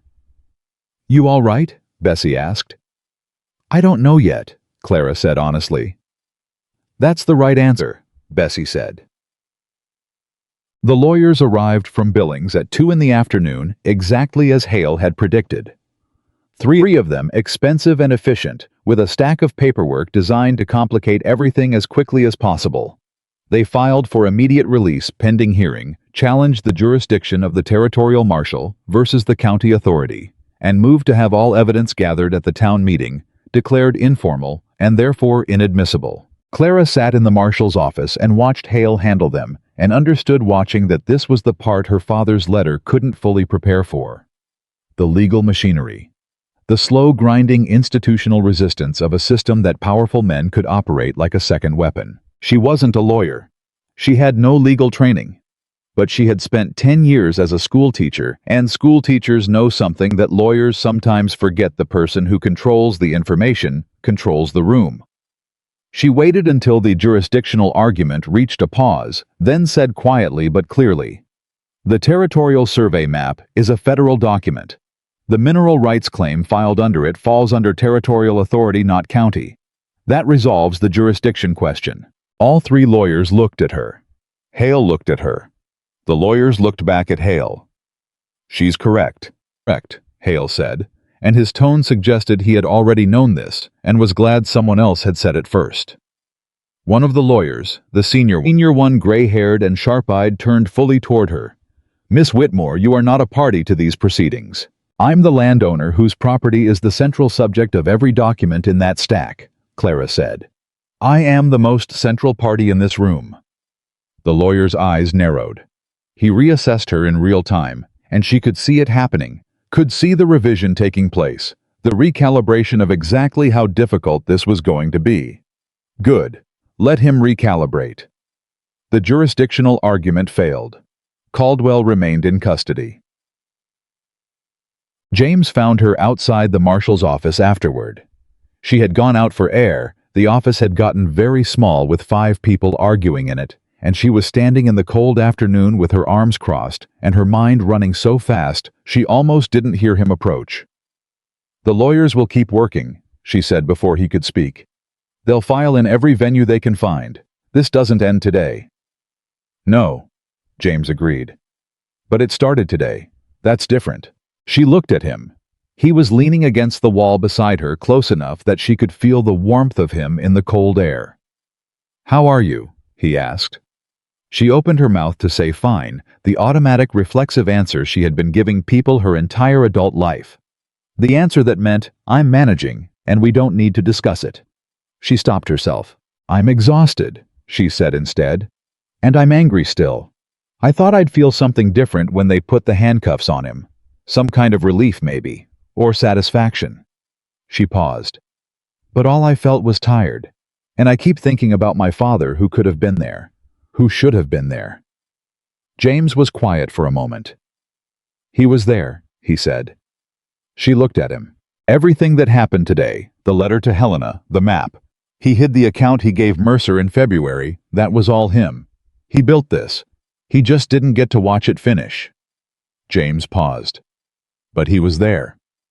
Clara looked away. Down the street toward the marshal's office, toward the far end of town, where Caldwell's now empty property office sat. I keep wondering, she said carefully, if he was lonely. Doing it alone for 3 years, carrying all of it. She stopped. I was so angry at him for so long, for leaving, for the silence. And now I'm standing here and I can't be angry at him anymore, and that's... She stopped again. Hard, James said quietly. Yes. Grief usually is. She looked at him. This man who had lost his own father to a different version of the same story, who had stood at 12 years old, watching his family's land disappear, who had stayed in this valley for 20 years, after who had made himself into someone who showed up for the people that no one had shown up for. She understood something about James Walker then. She had been understanding it slowly in pieces since the trading post. But standing in this cold afternoon outside the marshal's office, exhausted and grief-worn, and still faintly shaking from the accumulated tension of the past 2 weeks, she understood it clearly. He hadn't stayed in Silver Creek because he had nowhere else to go. He had stayed because he had decided that someone needed to be the person who stayed, who stood, who was present when the moment came that required it. He had been waiting in a quiet way for a moment like this, for a fight worth standing in. James, she said. Yes, thank you. She held his gaze. Not for protecting me, not for the rifle in the trading post doorway or riding fast in the dark, or any of the specific things though, all of those matter. She paused. Thank you for believing that I could do this. From the first moment, even when you didn't know me, even when I was a stranger who'd just been threatened by 3 men in a trading post, you treated me like someone who was going to be fine. James looked at her for a long moment. Something moved in his expression, slow and real and unguarded. I'll tell you something, he said quietly. In that trading post, when I rode up, you were holding your ground without a weapon against 3 men who worked for the most powerful person in the territory. He stopped. I didn't ride in to rescue you, Clara. I rode in because I wanted to be in the room with someone who had that kind of courage. The cold afternoon held them both. You're a strange man, James Walker, she said. The corner of his mouth moved, almost a smile. I've been told, he said. The twist that no one saw coming arrived at 4 o'clock in the form of a letter. It was delivered to the marshal's office by a rider from Billings, who had clearly pushed hard to get there. His horse was lathered, his own coat dusty and damp. He asked for Clara Whitmore by name, and handed her a sealed envelope with a Billings return address she didn't recognize. She opened it in front of Hale and James, because she had learned in the past 2 weeks that surprises were better faced with witnesses. The letter was from a law firm in Billings she had never heard of. It informed her in precise legal language that it represented the estate of one George Aldrich, a name she also didn't recognize, and that Mr. Aldrich had passed away the previous month, and had left in his will a sworn affidavit to be delivered to the appropriate authorities upon his death. The affidavit attached to the letter was dated 8 months ago. George Aldrich had been Holt's survey partner, the man Holt had been afraid to contact, the man who had assisted with her father's private survey and then vanished into silence. He had not been silent. He had written down everything he knew. The survey, the silver strike, the specific conversation in which Caldwell's intermediary had approached him with an offer of money and a threat in the same breath, the exact date and the exact words.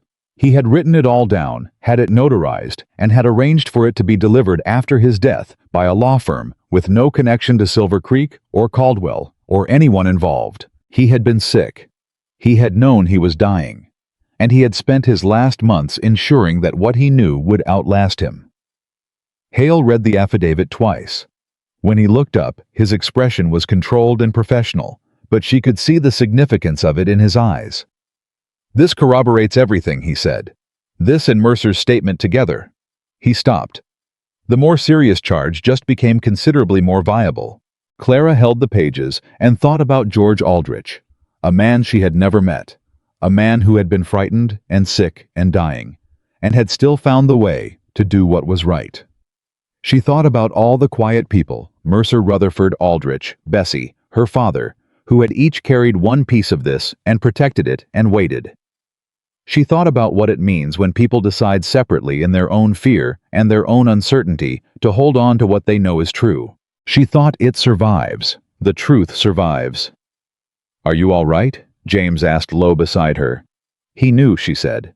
"Aldrich, he set this up months ago. He was protecting this from his deathbed." She looked at the letter. "My father wasn't alone. He thought he was, but he wasn't. There were people holding pieces of this the whole time." "There usually are," James said quietly. "People holding pieces, waiting for someone to give them a reason to put it together." She looked at him. "You gave them that reason," he said. "Coming here, refusing to leave, standing up in that meeting." He paused. "You gave every person who'd been holding a piece of this something to move toward." The second crisis came at nightfall. She should have seen it coming. She had seen the spokesman and the cold-eyed young man conspicuously absent from the town meeting. She had filed that absence and not yet answered it. She answered it now too late, when Will Tanner came riding hard into Silver Creek, just after 7 in the evening, with a cut on his forearm and a look in his eyes that made Clara's stomach drop. "They're at the ranch," he said. "The two from the trading post, the spokesman and the other one. They were waiting when I went back to check on things." "How many?" "Just the two as far as I could see, but they're armed and they've barricaded the door." He stopped. "They've got the documents, Clara, the copies I kept at the ranch. They found them." Clara's mind ran the calculation in under 3 seconds. The originals were with Hale. The copies at the ranch. She had kept copies careful and deliberate, were now in the hands of 2 men who were either planning to destroy them or use them as leverage. "They can't undo what's already been filed," Hale said immediately and clearly because he had been standing close enough to hear. "Legally, the copies don't change anything." "I know," Clara said. "But they don't know that, and they're at my father's ranch." She looked at Hale. "I'm going." "Miss Whitmore." "I'm going," she said. Not loudly, simply. She looked at James. He was already moving toward the door. They rode with Hale and 1 deputy, and Will fast through the dark, and Clara's heart was the same fist it had been the night of the fire, but steadier now. Not because she was less afraid, but because she had learned in the past 2 weeks that fear and forward motion were not mutually exclusive. They pulled up a distance from the ranch. The house was lit from inside. She could see lamplight through the windows.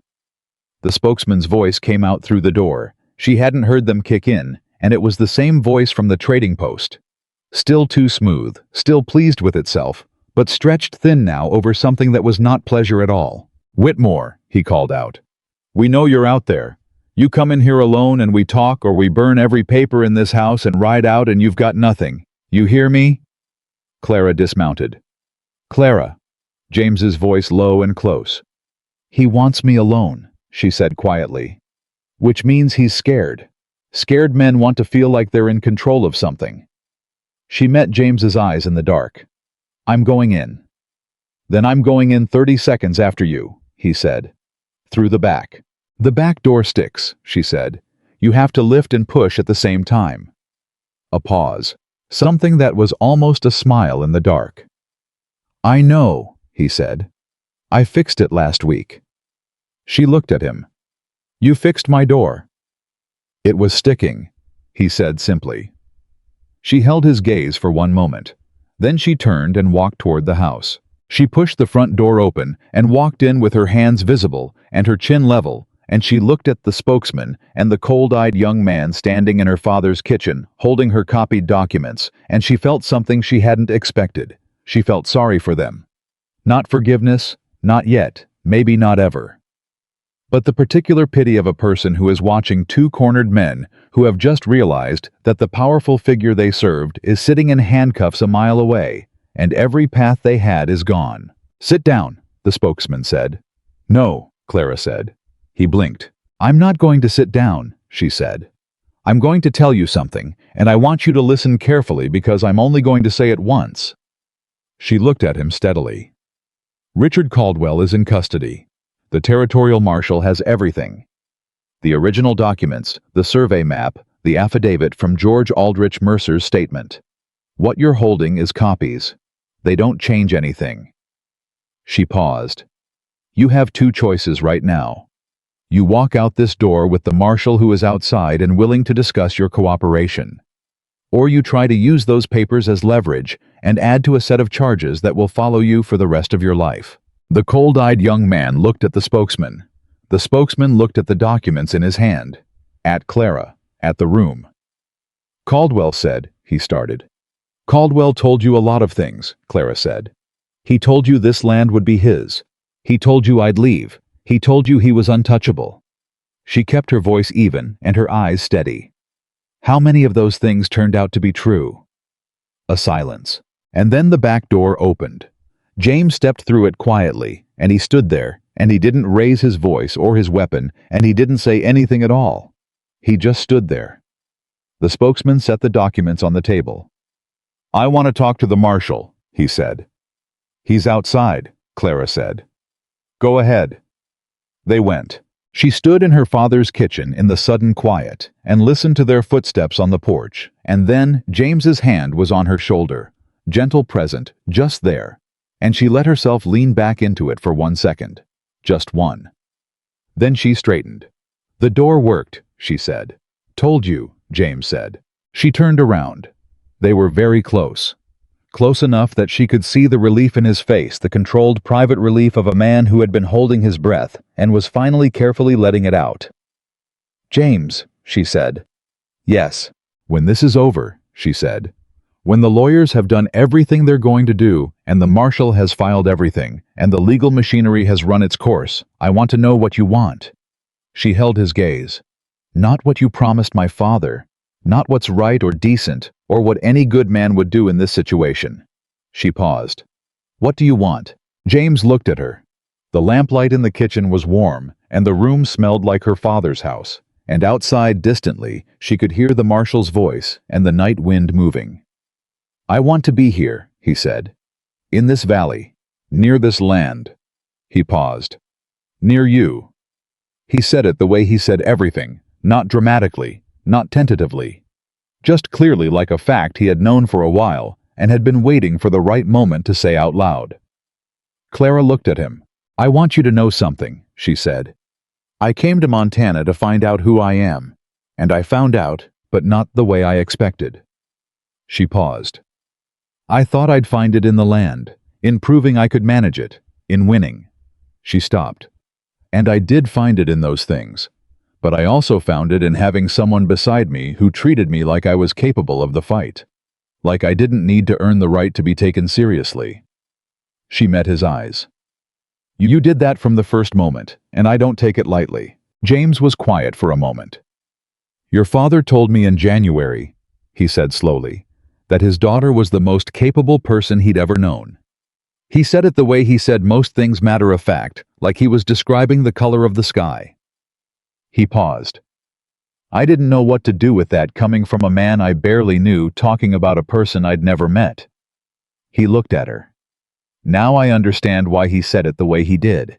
Because to him, it was just obvious. Like the color of the sky."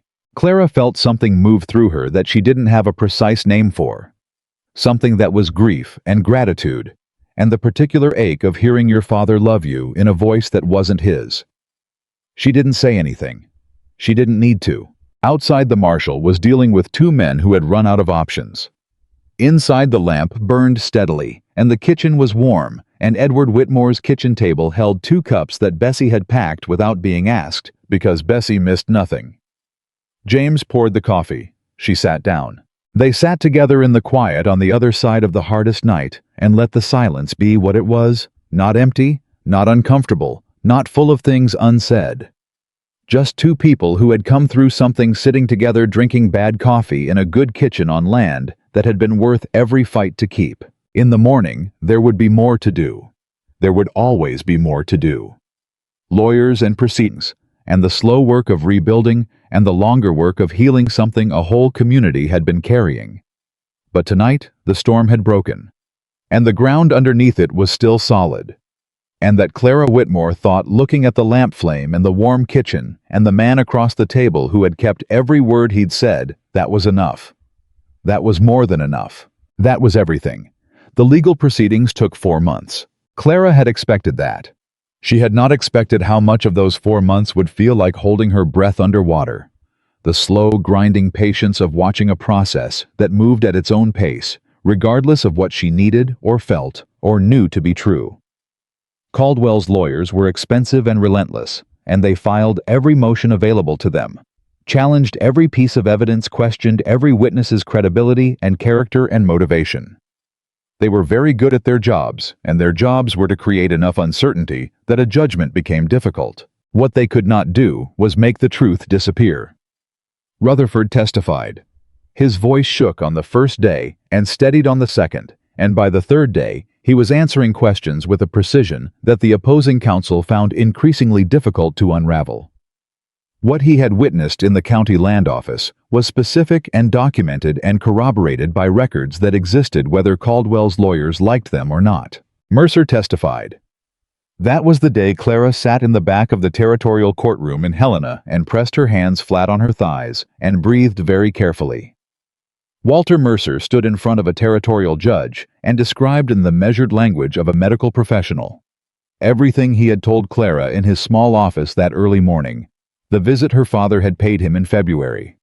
The words Edward Whitmore had said, sitting in that chair, the men who had arrived after the death, the certificate he had written under duress. His voice did not shake at all. He had made peace with something Clara thought watching him. He had set down a weight he'd been carrying for 11 months, and there was a terrible relief in his face. George Aldrich's affidavit was read into the official record by Marshall Hale. The courtroom was very quiet during that reading. Clara listened to a dead man's words, precise, specific, unflinching, and thought about the courage it takes to write the truth down when you know you won't be alive to see what it does. The judge was a woman named Harriet Voss, which had startled the opposing counsel visibly when she walked in on the first day.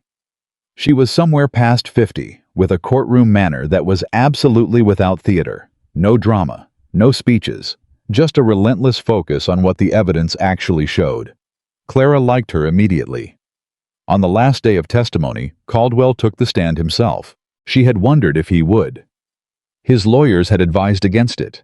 She suspected you could see it in the way the senior lawyer's jaw tightened when Caldwell announced his intention.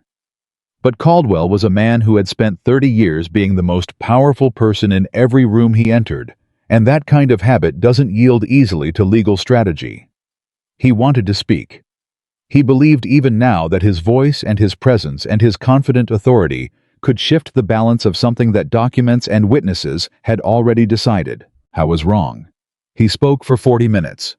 He was composed and credible, and he had clearly practiced.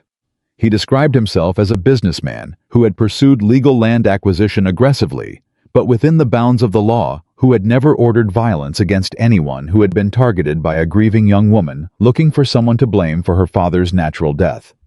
He was good at it. And then Judge Voss asked him in her precise, unhurried way to explain the expense records showing payments to 3 men across a 6-month surveillance period of Edward Whitmore's property movements. Caldwell paused. It was a small pause, half a second. But Clara was watching from the back of the room, and she caught it, and she thought, there it is. That's the moment he knows. His explanation was insufficient. His lawyers objected twice. Judge Voss overruled both objections with the same 2 words she used every time: witness will answer. He couldn't answer it. Not in a way that held. Clara looked at the table in front of her, and breathed slowly, and thought about her father walking out to the east field, in the cold January mornings, not knowing that someone was watching, not knowing that the letter he'd sent to Helena had started a process that would outlast him. She thought, you were right, Dad. It survived.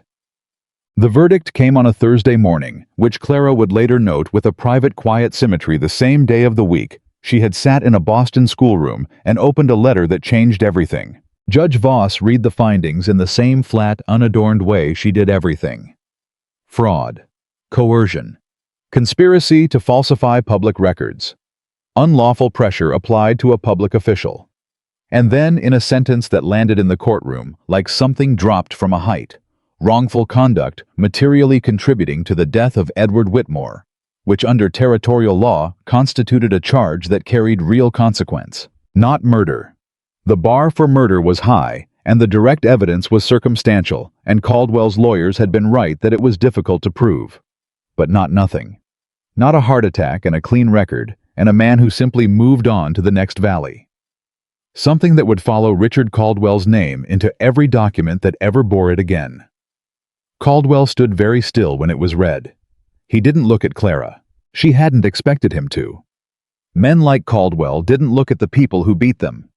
It disrupted the story they needed to tell themselves about how the world worked. She looked at him, though. She looked at him steadily and without hatred, because she had discovered somewhere in the 4 months of proceedings that the hatred had burned off and left something cleaner behind. Not forgiveness. She wasn't there, and might never be, and she wasn't going to pretend otherwise. But the particular freedom of a person who no longer needs the other person's acknowledgement to know what happened was real. Her father was real. His courage was real. The silver was real. The letter to Helena was real. All of it was real, and none of it needed Caldwell's recognition to remain so. She walked out of the courtroom into the cold Helena air, and James was there. He had sat 3 rows behind her through every day of testimony, and she had felt him there steady and quiet, the way a fixed point holds steady when everything around it moves. "It's done," she said.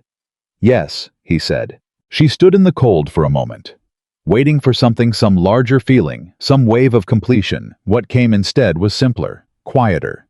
The particular stillness of a person who has been carrying something heavy for a long time and has finally carefully set it down.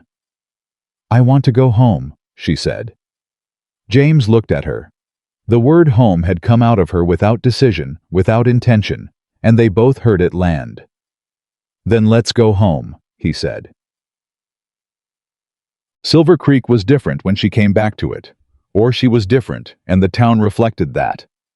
Both things were true simultaneously, and she stopped trying to separate them after the first week. Rutherford still worked at the county land office, but there was a new supervisor now, a man sent from the territorial government to oversee the office while its records were being audited and corrected. Dale Rutherford, who had testified in front of a territorial judge with a shaking voice and a straight spine, had been formally commended for his cooperation. He walked differently now.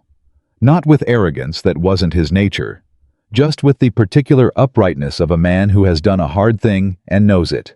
Mercer had started taking Friday dinners at Bessie's hotel. Clara noticed this on her second week back and mentioned it to Bessie, who said without looking up from what she was doing. He sat in Edward's booth the first time. Hadn't planned to. Just sat down out of habit, I think, because that table was available. A pause.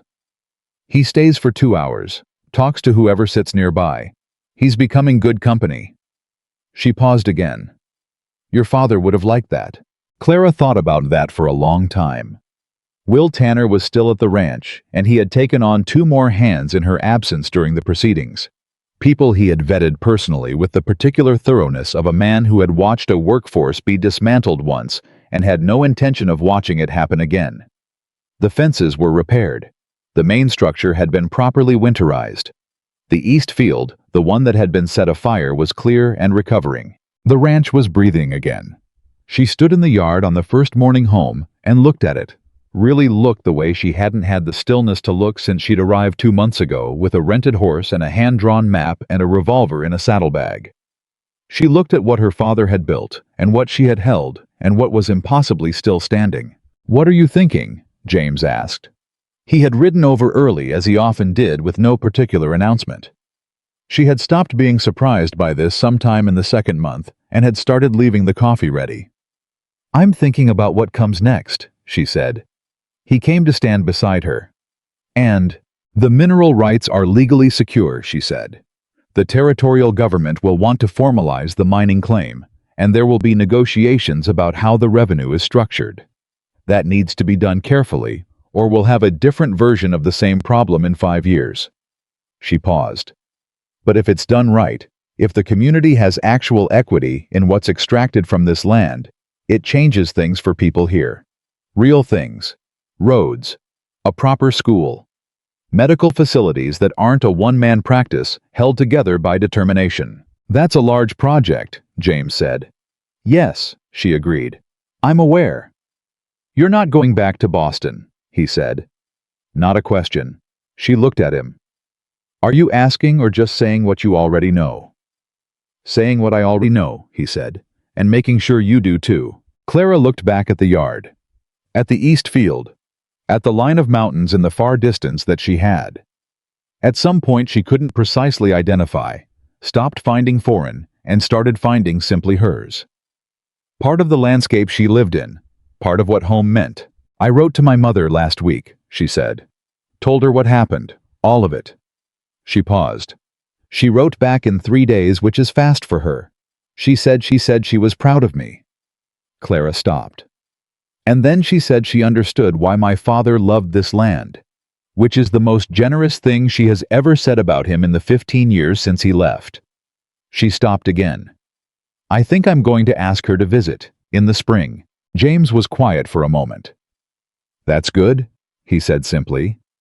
It might be complicated, Clara said. Most good things are, he said. She looked at him sideways. When did you get wise? I've always been wise, he said.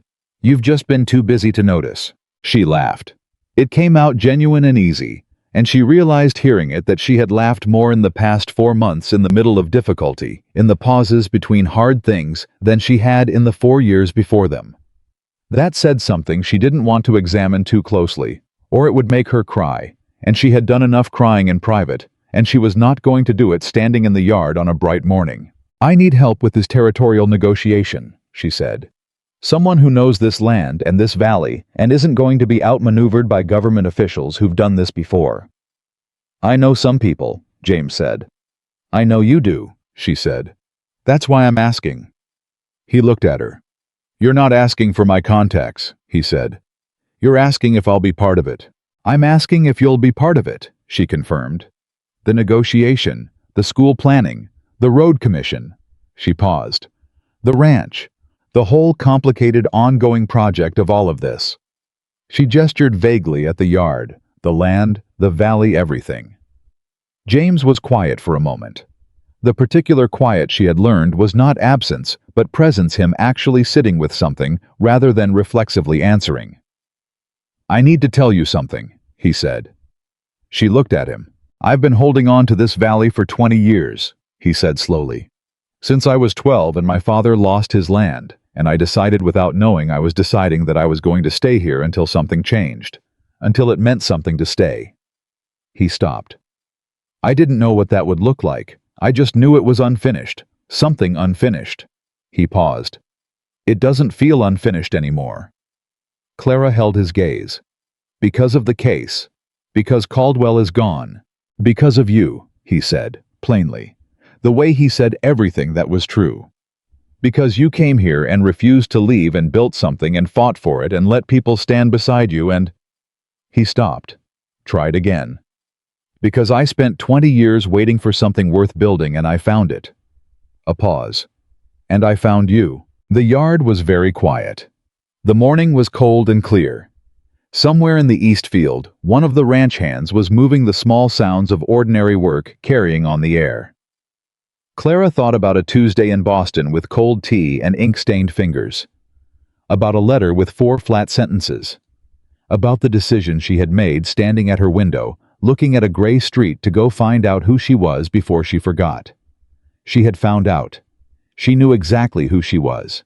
She was her father's daughter and a schoolteacher from Boston, and the woman who had refused to leave a trading post, and the person who had stood in front of a town meeting and spoken the truth out loud, and the rancher who was going to spend the next 20 years doing something with a piece of land that was worth doing. And she was, it turned out, someone who loved a quiet man with steady eyes, who had stayed in a valley for 20 years, waiting for something worth staying for. James Walker, she said. Clara Whitmore, he said. Stay, she said. He looked at her for one long, still moment. I already am, he said. The spring came in hard and fast that year, the way it does in Montana, not gradually, not apologetically, but all at once, like something that has been waiting and has finally lost patience. The ground that had been iron hard through the legal proceedings softened, and the grass came up green, and the creek running along the western edge of the property ran full and loud. The school opened in April. It was not much to look at, yet a single room built on the north end of Silver Creek, with lumber purchased partially from the first preliminary revenue advance from the Territorial Mining Commission, partially from contributions that had come in from families across the valley, in amounts that ranged from substantial to barely anything and mattered equally. Clara had overseen every detail of its construction, with the particular focus of a woman who had spent 10 years teaching in a schoolroom that was never quite right and knew exactly what right looked like. 14 children attended the first day. Clara stood in the doorway and watched them come in, some confident, some clinging to a parent's hand. One small boy, who walked straight to the first desk and sat down and folded his hands with the earnest readiness of someone who had been told his whole short life that school was a serious business and had taken the information deeply to heart. She thought about herself at 10 years old, standing in front of a Boston schoolhouse with a book under her arm, serious-faced, already thinking about something important. She thought about a photograph in a breast pocket, a father in a corner booth on Friday evenings, a man who had believed in her without knowing how to say so, and had shown it instead in the only way he could, by leaving her something worth fighting for. Bessie came to stand beside her in the doorway.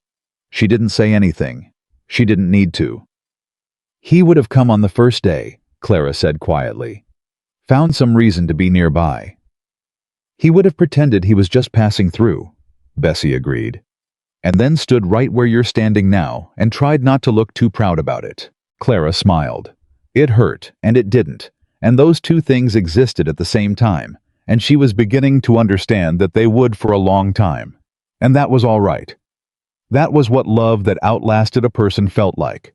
Not clean, not resolved, just continuing, present, carried forward. She walked into the schoolroom, and the door closed behind her, and she began. The twist that completed everything came on a Saturday in May, which was when surprises arrived in Silver Creek, now not in the form of threats, but in the form of the ordinary miraculous. James came to the ranch that morning with a letter in his hand, and an expression she had learned to read, but still sometimes surprised her, the careful private look of a man holding something significant, and not quite sure how to begin.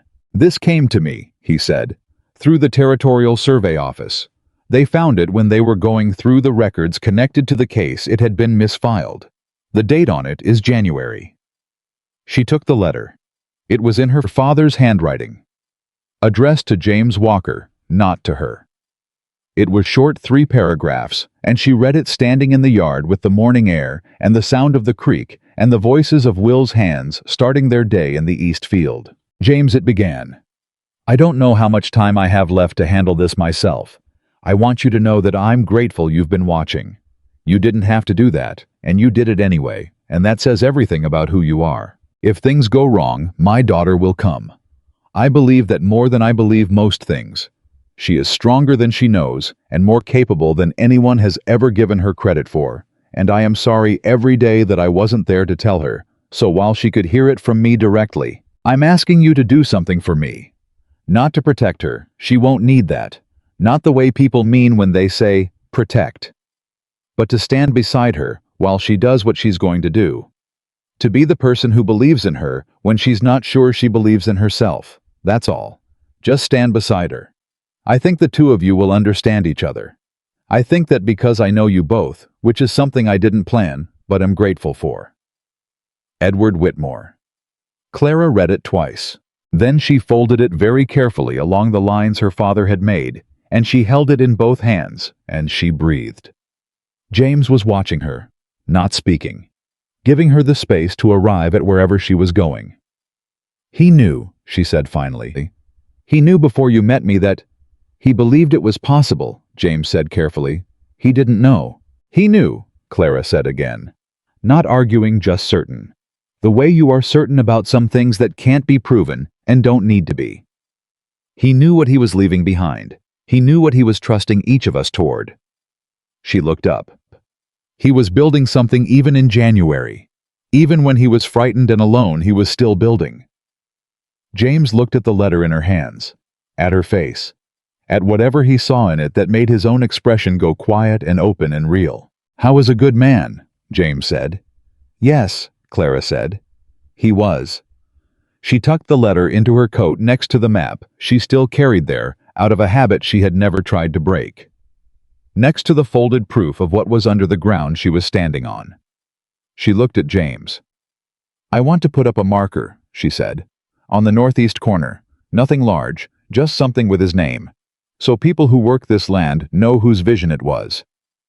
"We can do that today," James said. "Today," she agreed.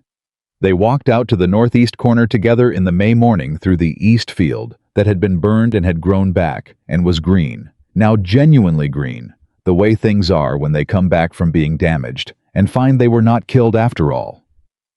The spring ran over its dark rock, steady and cold and unhurried. Clara stood at the edge of it. She thought about everything.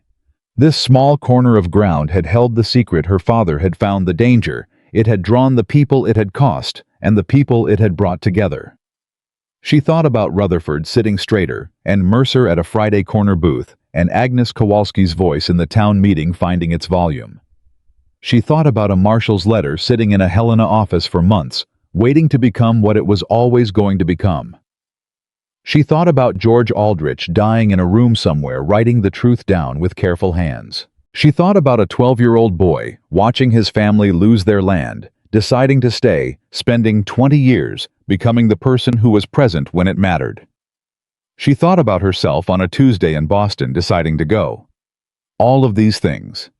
All of these separate, frightened, determined people, each holding one piece of something, each choosing in their own way, on their own terms, in their own moment, not to let it go. "What are you thinking?" James asked beside her. "That my father was right," she said, "about the truth surviving." She looked at him. "And about you," she said.